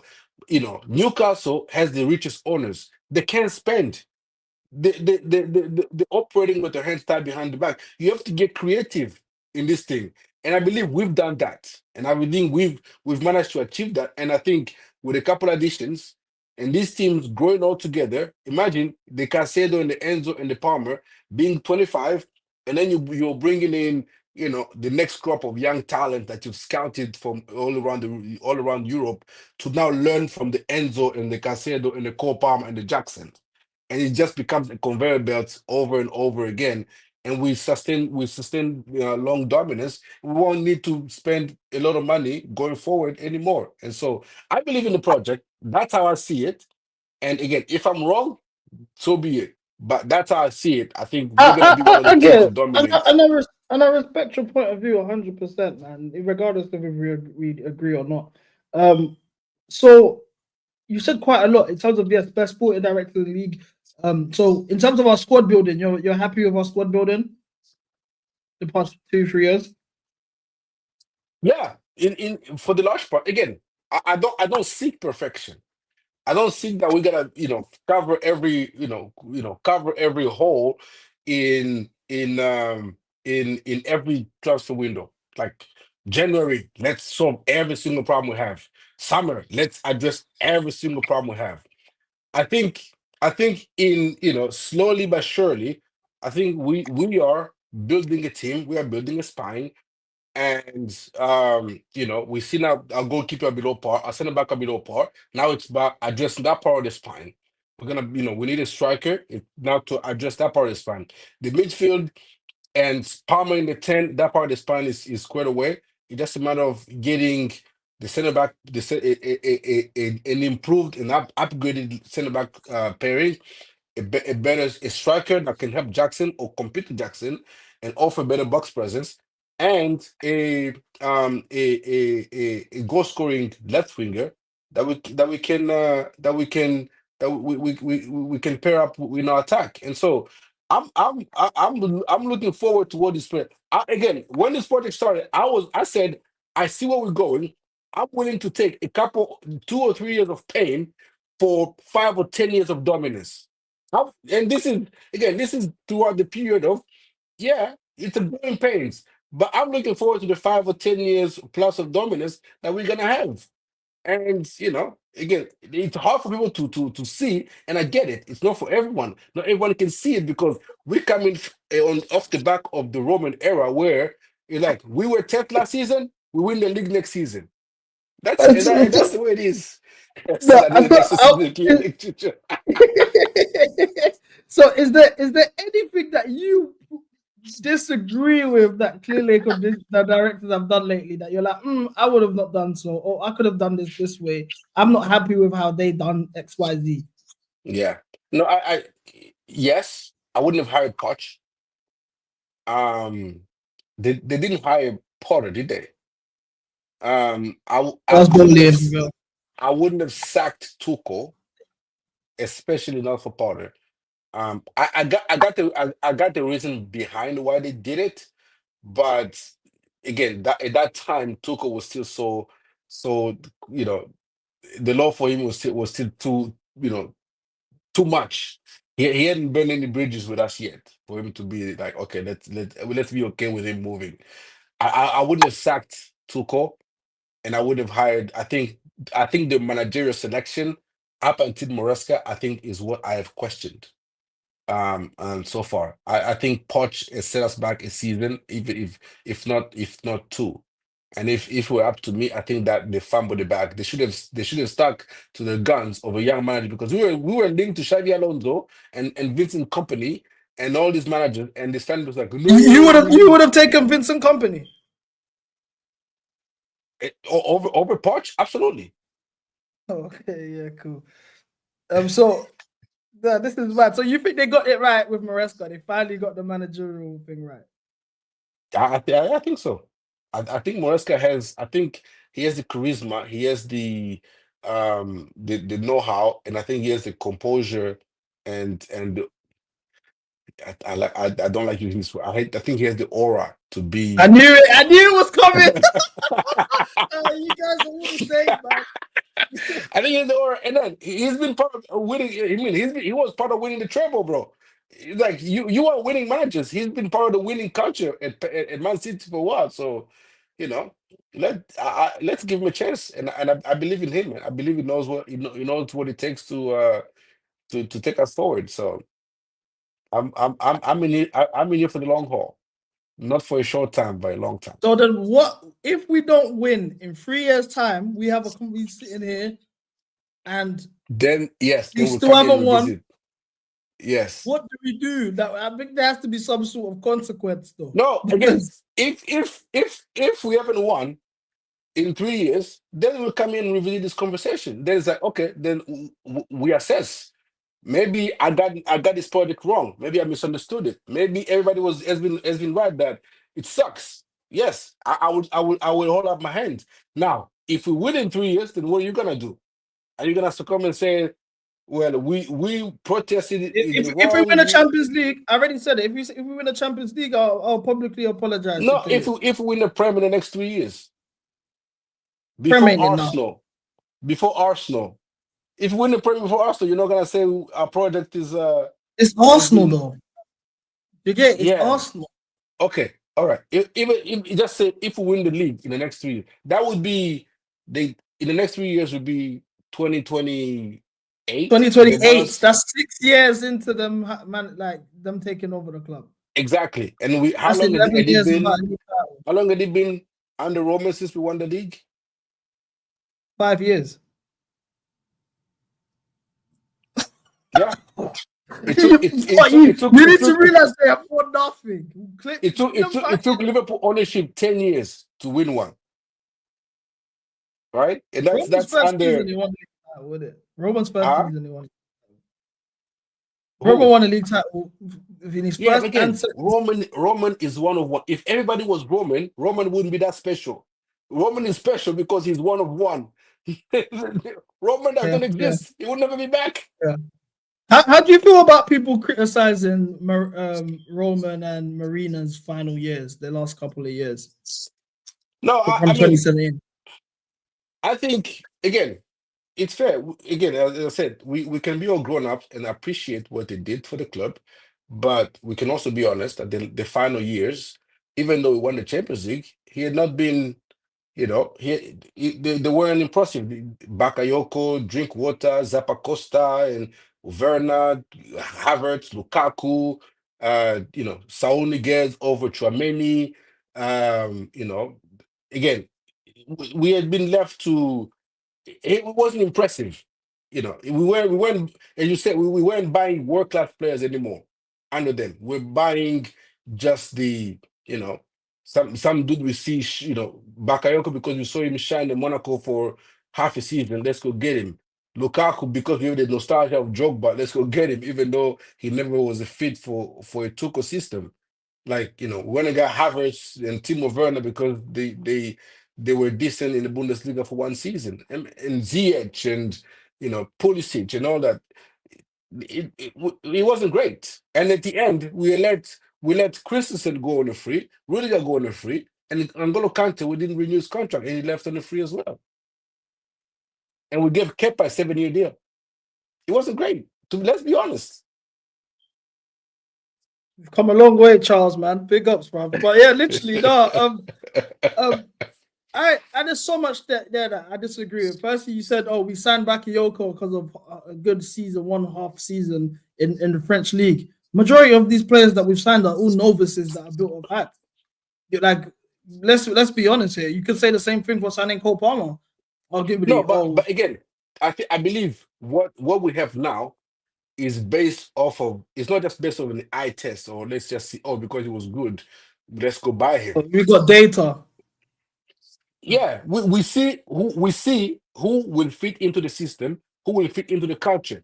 We saw John Duran, one of ball strike up there with the top of the top, but mentality and is a little hard-headed. We say he's not gonna fit the culture at Chelsea Football Club. Under Roman, I guarantee we'll bring John Duran in quick and in a hurry. Then he comes here and becomes the hardhead. That's just the way. That's just because you mentioned players like Havertz, Werner, Pulisic, etc.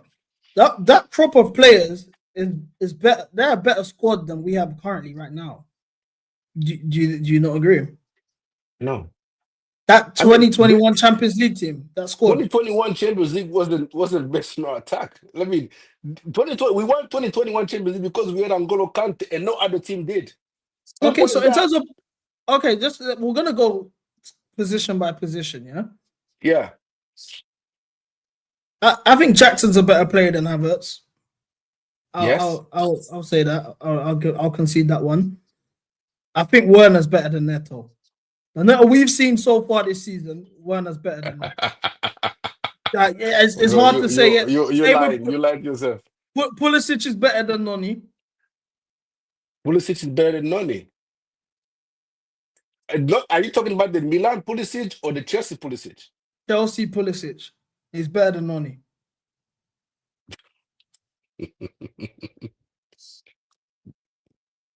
You disagree? No. Yeah, no. I mean, Pulisic gave us moments. I give you that, but That again, performance in the Super Cup against Liverpool, that performance in the FA Cup final against Arsenal. yeah, Like, you I've at seen least see, Pulisic ball out. Like, he got yeah, us into the Champions League in the first place under Lampard. Noni's again, never reached those yes. levels for us. I've seen Pulisic give us games. I've never seen him give us bigger chance anyways. Again, it's your opinion. I don't again I'm okay, I'll concede Pulisic is better than Noni. I read Noni but not that highly. Yeah, I will yeah, concede you that. It there's not it's either or. It's not worth yeah, arguing over because it's not like Jackson and Havertz or Cole Palmer and Mason Mount gap. It's not that. yeah, yeah. Yeah. But in terms of, because you mentioned Palmer, Mason Mount, Mm. 2020, 2021 Mason Mount is better than this CB, don't do Palmer this. season we're Don't do having this, right now. CB. The season we're CB, having right now, I think do Palmer's not better than CB, do this not do season. this. This season, CB, and that's the no. manager's fault. I am That's not the letting manager's you put fault. in Cole Palmer and Mason Mount in the same sentence. Brother, the 2020-21 season when we won the Champions League, he was better than the season Palmer's having right now. Not in general, right now, this year. And that's fair. Like, what are we doing here? Why do we guys act like Palmer's just invincible and that? That's on the manager as I'm well. not saying he's invisible, but even in his worst, one of his poorest season, he's still putting up more better number than Mason Mount. Yeah, stats though. I'm talking about the levels that we saw though. That season, credit where it's due. I don't even rate Mount, but he was definitely better than Palmer. That's especially in big games. Especially in big games, Palmer was scoring. I mean, Mount was scoring against Real Madrid, scoring against Porto in the knockouts, assisting the final. He contributed at a high level. Like Palmer in these big games hasn't showed up once this season. We can, we can talk about the previous team. We can praise them. We don't have to CB, act like. I'm not here. Are we talking about who we are better players or better season? No, I'm just talking about in terms of that season. Palmer Mount is having a better season. That season was better than Palmer this season. As a player, I got Palmer over Mount. Of course, that's not even a debate. Is that what are we comparing that season versus everybody this season? Or are we comparing players how good they are? No, it's just how good they are. Because Havertz, how you can argue Havertz had a better season that season than Jackson's having this season. Yeah, but he had like 6 league goals. Havertz had 6 But he league was still goals. he scored the final in the Champions League. You know that of all people. Yeah. So yeah, and he also scored at the general, Bernabeu. He also scored at the Bernabeu in the Champions League in the semifinal. Yeah, Werner as well. Werner as well, exactly. That's Yeah. a minute better than Sancho or. But this is for me why I look at it and I'm like, why having a world-class experienced manager means everything. Because look at the way he platformed those players and raised their levels.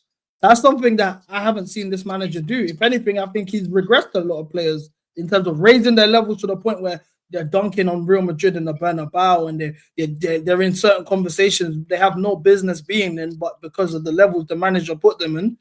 Mind you, the first time I ever saw inverted fullback was under Thomas Tuchel at the Bernabeu when he put Loftus-Cheek there at right wing back, and he had Loftus-Cheek inverted. That's the first time I saw an inverted fullback.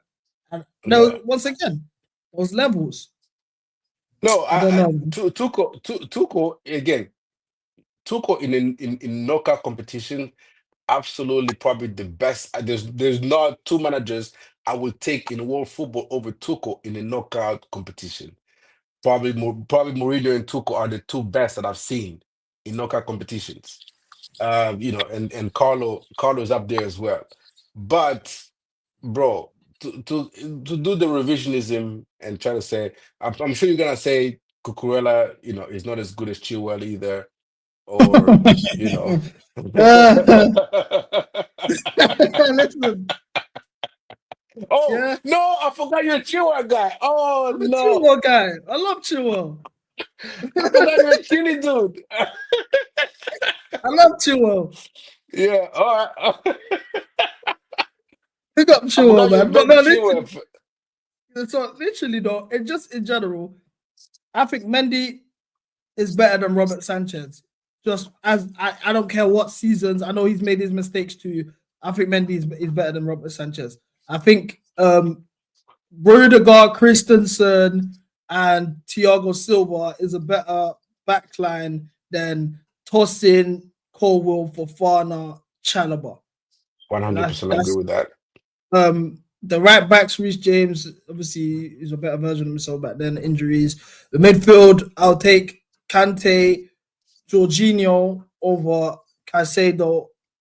No, over Enzo and Lavia. I think Caicedo will get in over Kovacic and he can play there, innit? But that we had a better team back then. But no one likes to accept it. Everyone always talks about like, oh no, this is a much better team. Oh, that team was so bad. We won the Champions League.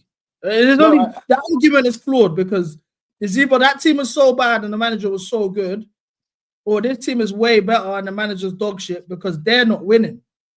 No, I think we had a team where we had a don't forget we finished fourth in that season in the league, right? We finished fourth that season. And we lost to Leicester in the FA Cup final. FA Cup final, yeah, and we lost to West Brom. That's won the league.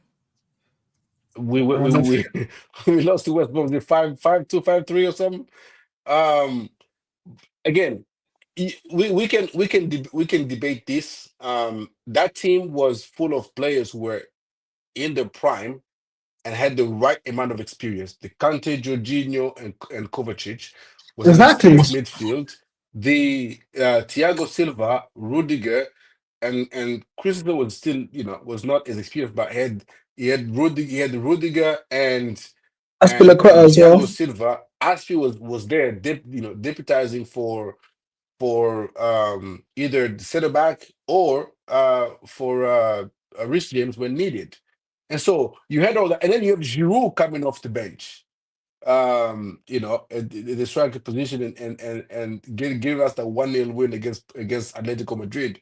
But again, we had experienced players at that time. Again, this project is different from that one. Like if that team was not in, if all those players were not in that particular moment in their careers, we don't win that Champions League. Because Kante was at his best, Kovacic was at his best, Jorginho at his best, Rudiger at his best, all most like Mendy's at his that the best he's ever been and ever will be was that season. But that's what I'm saying, Robert. What you've said is exactly what we're lacking right now. Experienced players in their prime, leaders, different profiles. The fact that we could sub on Giroud on the bench if you want to approach a game, have a target man. You knew the problems that Giroud used to cause Van Dijk and that back in the day, Matip.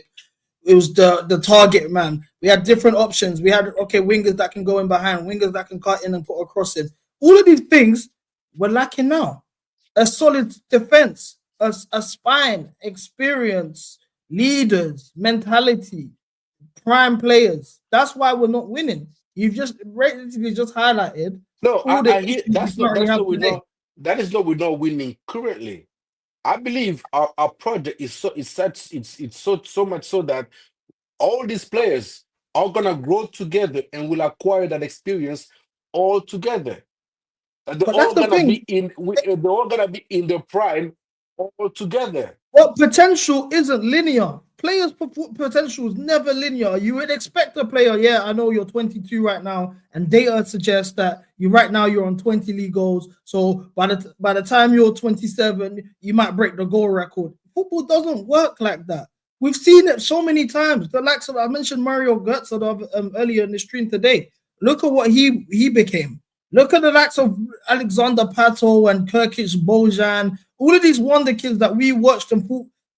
Marcus Rashford, for example. Look at the way we regarded him when he first broke out in 2016, and what he is today. The player potential is not linear. It's not career mode or Football Manager. People can have peaks very young and fall off. It's part of that's the game. So it sounds nice on paper. Yeah, everyone's going to be in their prime at the same age when they're 27, 26 and cook. That's not how football works, especially when you have young players playing minutes. Because this is the thing people forget. When you have young players that are playing such large amounts of minutes at this age, never see the latter stages of their careers for much long. You notice the likes of Neymar, Hazard, Pogba, for example, players that were wonder kids in their 20s, they're playing 90 minutes 3 times a week, XYZ. By the time they turn 29, Wayne Rooney as well, 28, 29, 30, they fall off a cliff. So it's never like that. No, I hear you. Football is not linear, and you cannot count on every player to hit their, to continue to progress in the way that you expect them to progress. 100% give you that. We had probably Mudryk progression was the one way, and now it's derailed. I give you that, but for the majority of the player, you can kind of map out a certain level of progression.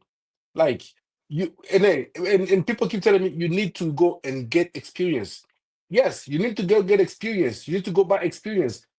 Experience, obviously, experience and quality. My problem with people is you want a 26, 27, 28, 29-year-old player who is A level, either borderline world class or world class, to come and help our players mature much faster, and be one that can also play first team football. My problem with that is there aren't any or many that are available on the market. Either they're not looking to leave their respective clubs, and their clubs are not willing to sell them. They're not there. Like Real Madrid is not looking to sell Valverde. Valverde is not looking to leave Real Madrid. You know what I'm saying? Um, you know, Bayern Munich is not looking to sell Harry Kane. Harry Kane is not looking to leave Bayern Munich. You see what I'm saying? Rudiger is not looking to leave Real Madrid to come back to Chelsea. And Real Madrid is not looking to sell Antonio Rudiger. Inter is not looking to sell Bastoni, and Bastoni is not looking to leave Inter. And so you find yourself in a place where you either bring quality or you bring experience with less quality. Who would you rather bring? I rather bring quality, which that quality can acquire experience, rather than bringing experience who cannot acquire quality. I would be all for this if you're not the quality that you want to bring in is Garnacho and stuff like that. Then it's like what you're saying. What quality is that? No, Do you again, get? I hear that, but again, this is Garnacho. Like if you have a front line of Cole Palmer, Esteval, Garnacho, and let's say Dilap. Wait, you have It's not about. It's not about. straight away. As soon as he comes, he's in the starting 11. Yeah, Esteval. Esteval. I'm just saying. Let's say again in 3 years we're winning the league title. Esteval, I believe, is going to be the starter in 3 years. Got Esteval, Cole Palmer, and Garnacho, and you have Jackson or Dilap up front. I think that's a potent front line. That's a mid-table. That's a mid-table front four. That's a mid, bro. Delap. Liverpool are winning the league with one world-class player in the forward lineup. One. Luis Diaz starts for us. Luis Diaz is mid. He's got what, 5 goals that he scored in the first 3 games of the season. So Luis Diaz doesn't start for us. You take Garnacho over Luis Diaz.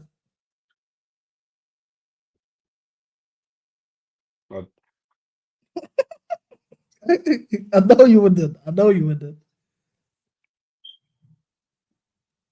For the team right now, I wouldn't take Garnacho over Luis Diaz. No, I'll just be frank. But in 3 years' time, yes, Garnacho will be better than Luis Diaz.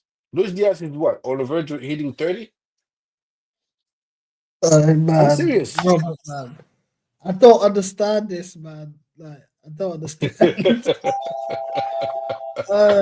That's it, my man. Froze. 1 second. Someone's at my doorbell. You know how this happens. Every time I stream, the doorbell rings. Give me Every a time you second. stream, somebody's coming. Clear Lake is at your door, bro.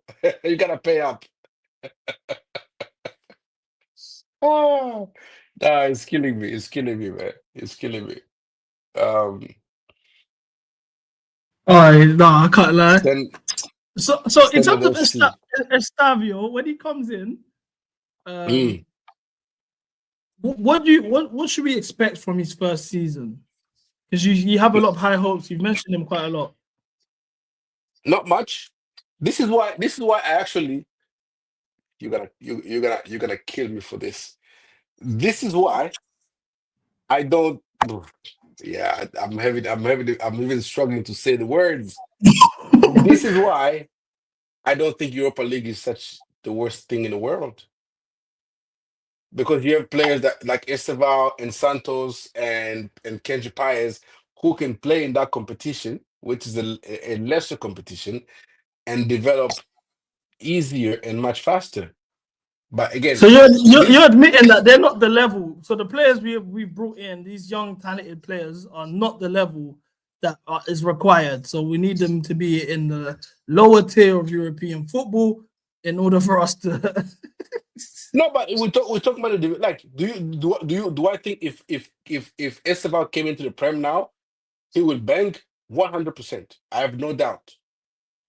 What's I have bang? no Define doubt. bang. How much like GA? Like what do you mean by bang? 10 and 10 20 GA in the league.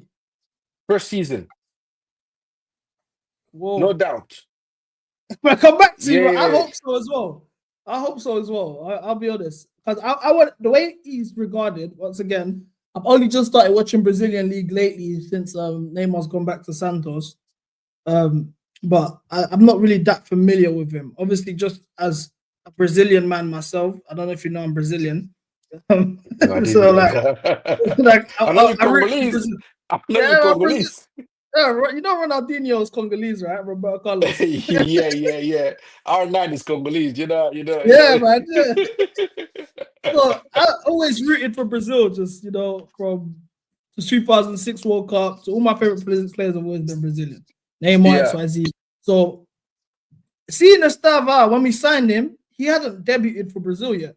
And I know Mhm. when it comes to the Celestia, that's what we call it.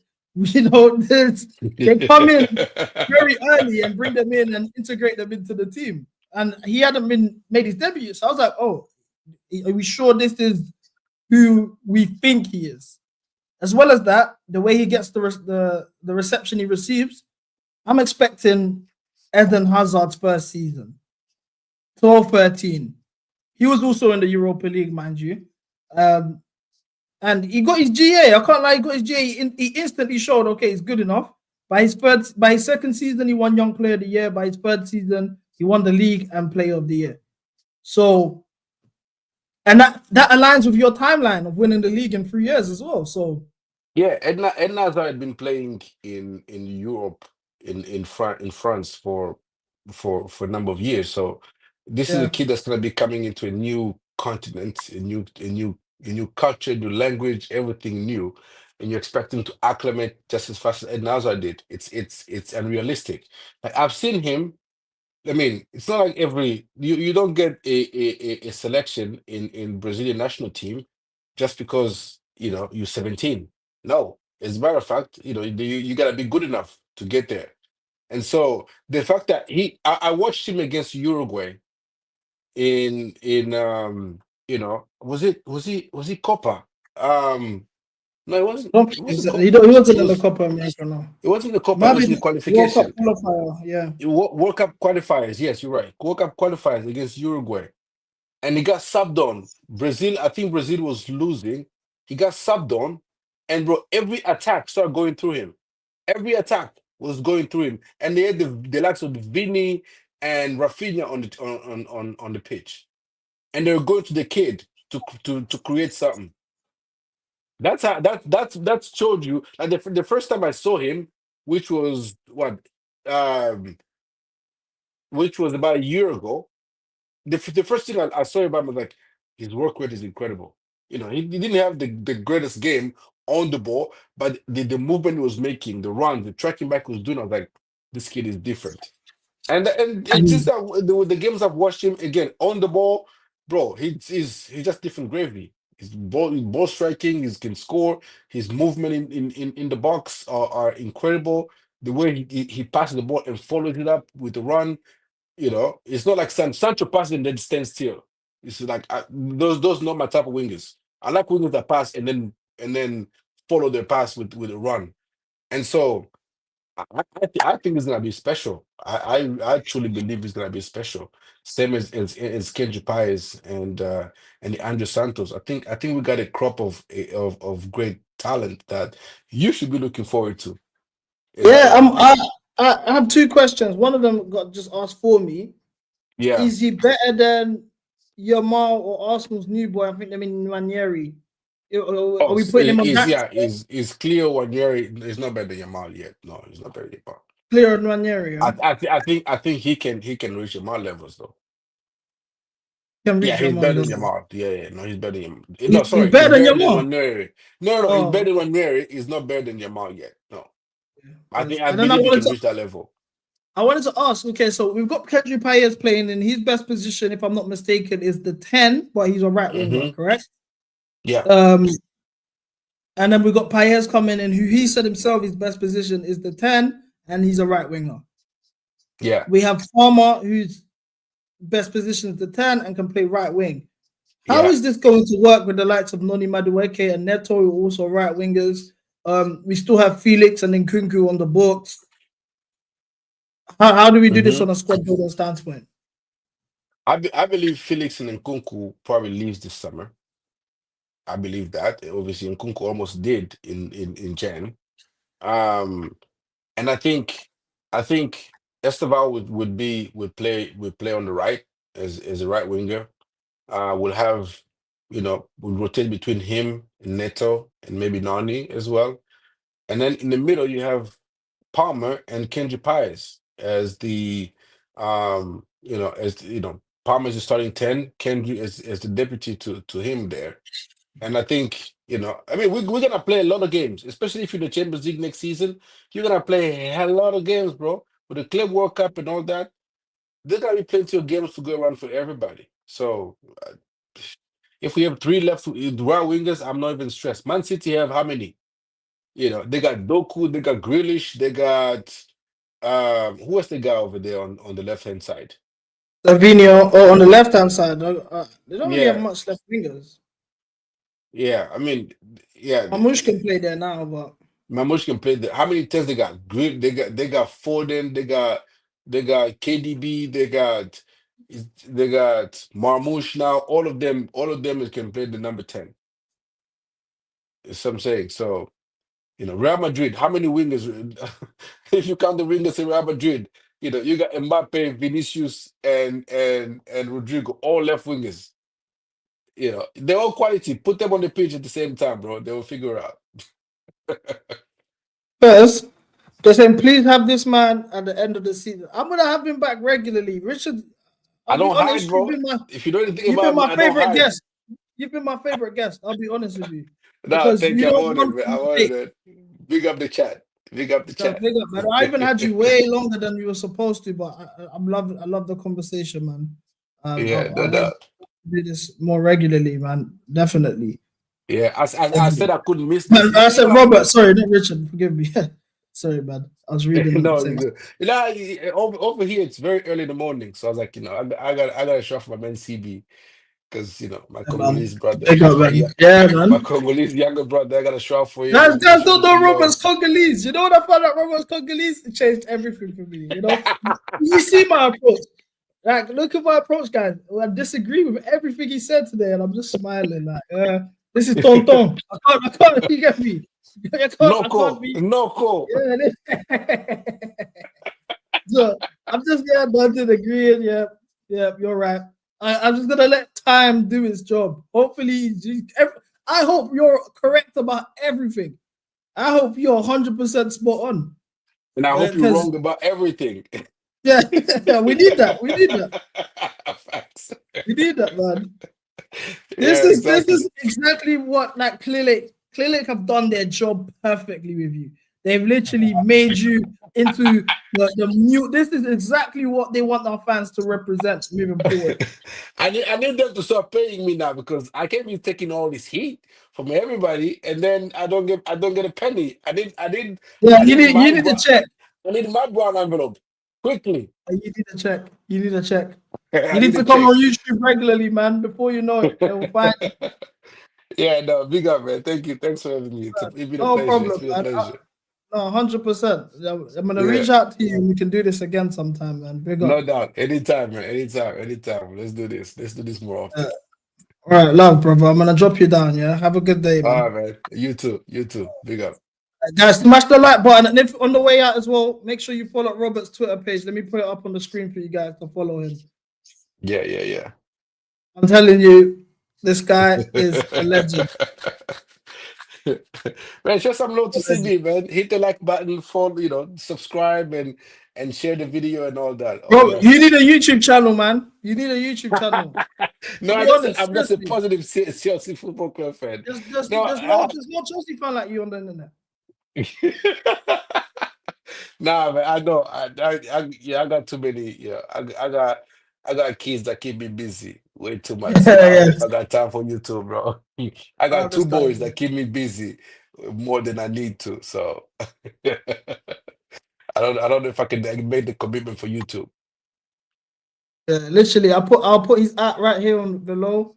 But yeah, Robert, I'm gonna drop you down, man. Thank you once again for coming. I appreciate it, man. Big up. Yeah. Subscribe, love, share the video, man. Love, brother. Robert, legend, fam. He's a legend still. You know what? I got a lot of respect for Robert because when it comes to the Clear Lake game, there's not a lot of when we disagree on the takes and you ask him straight, yo, did you say he's better than Jackson? Did you say Jackson's better than Haaland? So Amanda will be like, no, I didn't say that. Oh, that's out. Yeah, I do. For our team, XYC, he's a top blue. He's a top blue. You gotta give credit where it's due, man. You gotta give credit where it's due, man. That's probably been the best guest I've had on here. I'm not even gonna lie to you. I won't lie still. He's been quality, man. He's been quality. Guys, I have got a Didier Drogba bomber. As I mentioned yesterday, they're trying to get my boy Jose Mourinho on a RICO case. They're trying to get my boy Jose Mourinho on a RICO case. This is the deep state doing this, guys. Wake up. Wake up. Wake up. Let me change the banner. Deep State, Clear Lake, /Blueco, globalists are after us. Oh my gosh. Since I've discovered the banners going across like this, listen, it's a game changer. Guys, we need to wake up. They're trying to get Jose out of here. You need to understand this is a globalist attack. They're doing this because us as the fan base have been calling out Jose Mourinho, saying we want Jose back. Bring me back Jose over Maresca. It's no coincidence that Pius links up with Daniel Finkelstein and does Maresca broad day on his account. Listen, guys, it's as clear as day. It's right before your eyes. You just have to catch it. So anyway, DJ Drogba, after Galatasaray tried to cancel and hit Jose Mourinho with a RICO, says, "Dear Galatasaray, you know how proud I was to wear the yellow and red jersey and my love for the most decorated club in Turkey. We all know how passionate and heated rivalries can be, and I've been lucky enough to experience it. I've seen the recent comments about Jose Mourinho. Trust me when I tell you I've known Jose for XX years, and he's not a racist. And history, past and recent, is there to prove it. Let's focus on our games, support our brilliant Lions, and let's win the league to get close to 5-star. How can my dad be racist? Come on, guys." This, when the king speaks, you listen. They tried to get my boy out of here. Globalist attack against Chelsea. Facts. They're stealing our club away from us. And then, coincidence. Like I said, Daniel Finkelstein links Pies. H, I would love to put your Twitter on here, but I know you want to stay low key, man. But brother, because you've got everything I need. Let me do it without showing your thing.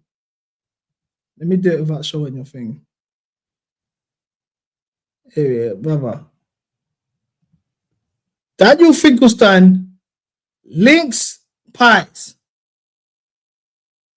It's very important that you mention this because we are being attacked, not by just pies, by the CFC Drews. They've been infiltrated. After this, we're going to go through Daniel Finkelstein's following and identify who do his bidding.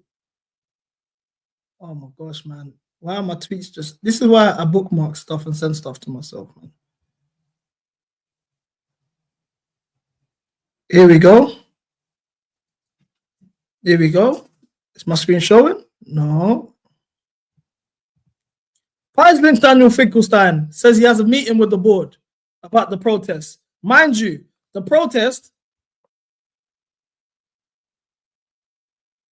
was, he spoke to them about the board. I was at the protest. I didn't hear one Winstanley or Lawrence Stewart chant. I didn't even see a Lawrence Stewart or Winstanley banner saying get him out of the club. There was no word about the directors. I've said it before. These guys' jobs are dependent on Maresca's job. Meaning if Maresca gets sacked, they get sacked. He has a meeting with the board. Mind you, Paz, big up to him. He was very vocal. He's been crashing it on the directors. He's been calling out. He's been helped promote the protest. All the things that I'd want Paz to do with his platform, he's done so. So credit where it's due. But he links the board. And all of a sudden, some of our fans and those above want to tear this up if we don't finish in the Champions League positions. Not for me. Look at this. And those above. Who's those above? Mind you, watch, I promise you, the critiques on the directors has stopped. Who's those above? Bowley. Because I saw a lot of Bowley stuff in this protest. You went to go link them in regards to the protest. Then my boy H, like I said, the best account on Twitter. I can't even prop him. That's how good the account is. Because we can't let the deep state blue core globalists get to him. Because if they get to him, we have nothing left. He said, hold on, this must be a double job. Because why are we seeing Bowley slander? You've gone and spoke to them about the protest.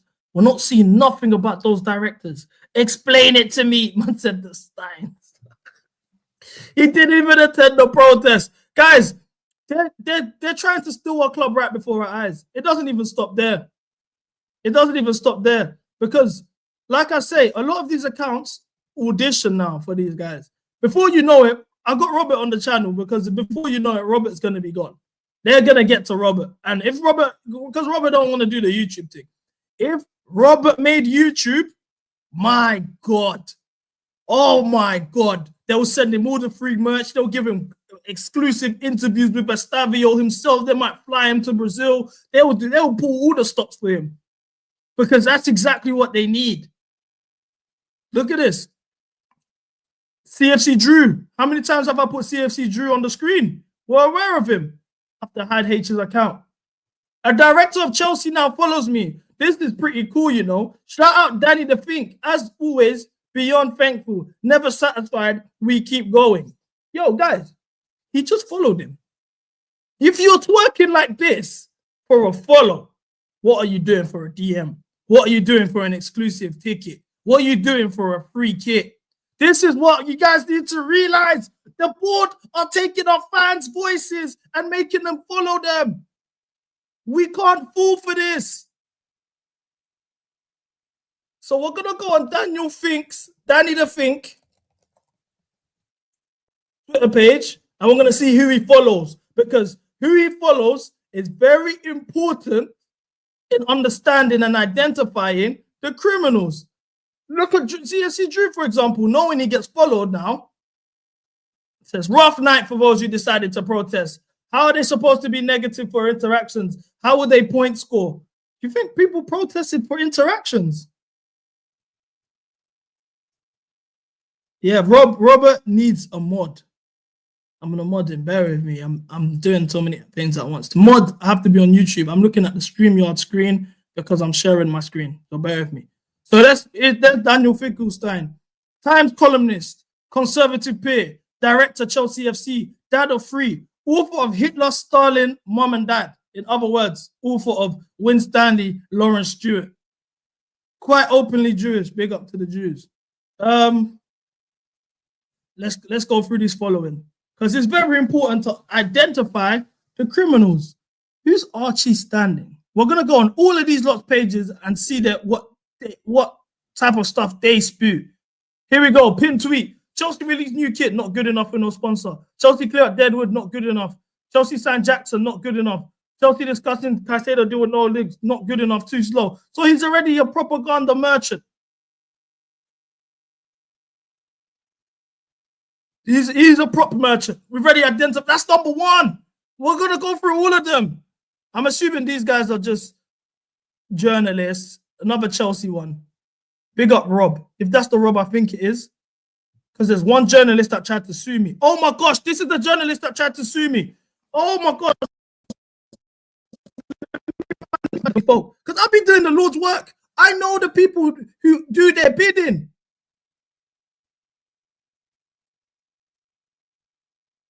I know who do their bidding.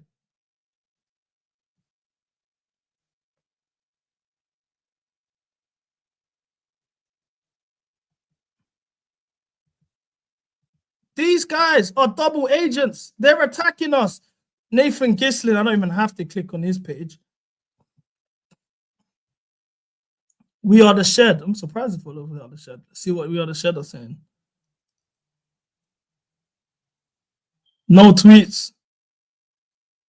No tweets about the protest.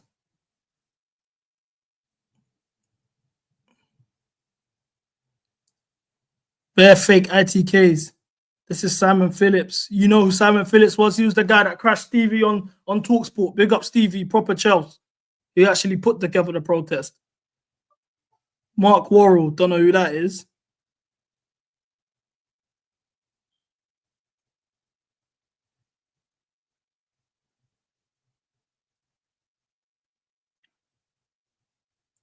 Nothing in regards to the protests.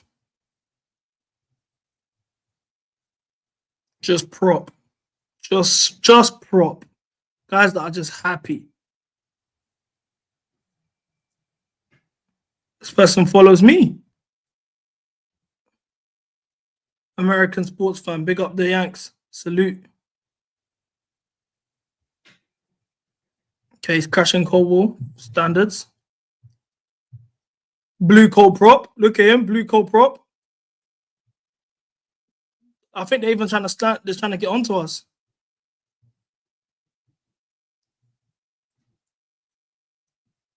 Oh, standards. Big up King Lampard.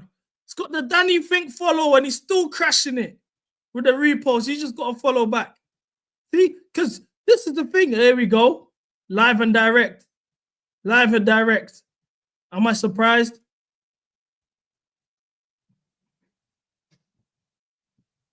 Am I surprised Pies is here? Chelsea fan accountability. Am I surprised? Shat on the protest every chance he could yesterday.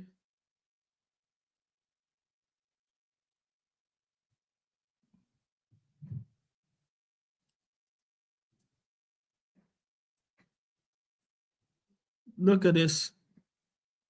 Look at this, mate. Max, what protest? Never heard about it on TV. He trolling. He trolling. Shocked. Mother, it's clear as day, man. Like, it's so obvious. They do this for my man's approval.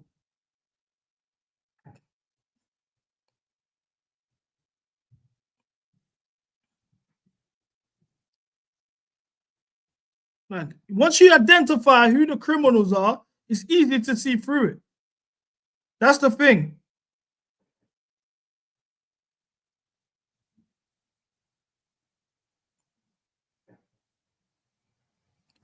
This guy's kind of crashing the owners. Jose prop. Hashtag Maresca out. Oh my gosh, that's standards. Big up to him.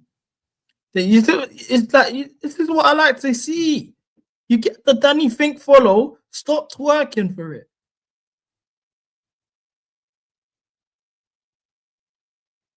that all his followers? Is that all he's following? Surely there's more. That's all he's following. Where's CFC Drew then? I don't think that's his full following list. No, that's surely not his full following list.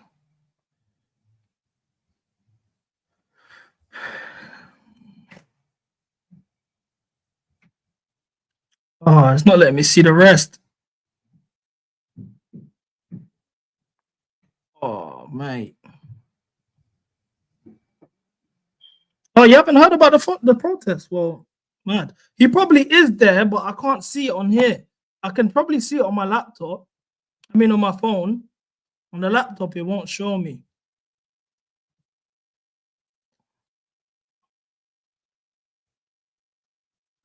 But listen, they're out to get us.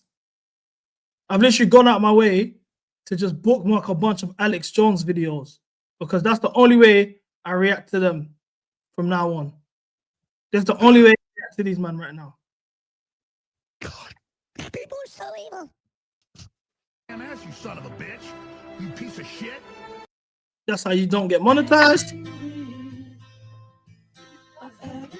What turning? Come on over here. Turning this stream. Bad, you're good, you're a winner, you're moral, you're better than me, I'm scum, I'm filth, I'm trash. Good, you are a man, I am trash, you're better than me. Now, get out there and take on the globalists right now. Do something, Right. we're under attack. You're negative. You're negative. You hate the club. You're always hating on our players. Yep. You guys are toxic positives. Yeah, you love the club. Yeah, you back the team. Yeah, you back the manager. You're a better person than me. Now go take on Clear Lake and win Stanley and Lawrence Stewart by yourselves then. Go on. We're under attack as we speak. Look at them. Look at them. Even ruining on my screen. They're ruining my cameras. They knock on my doors every time I stream. There's an attack on us in real time. They are silencing the voices. Before you know it, they're going to get me. They have the power to make Galatasaray put a RICO case on Jose Mourinho. Absolute insanity. Insanity. But man, I'm going to be back in the evening. This is my midday stream done. Hope you enjoyed it. I'll be back in the evening. We're going to recap the Southampton game and where we go from there. So up the Chelsea every time. Standard FC. And make Chelsea great again. Love, man. Big up, H.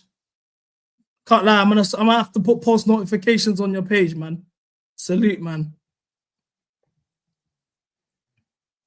Big up, HR.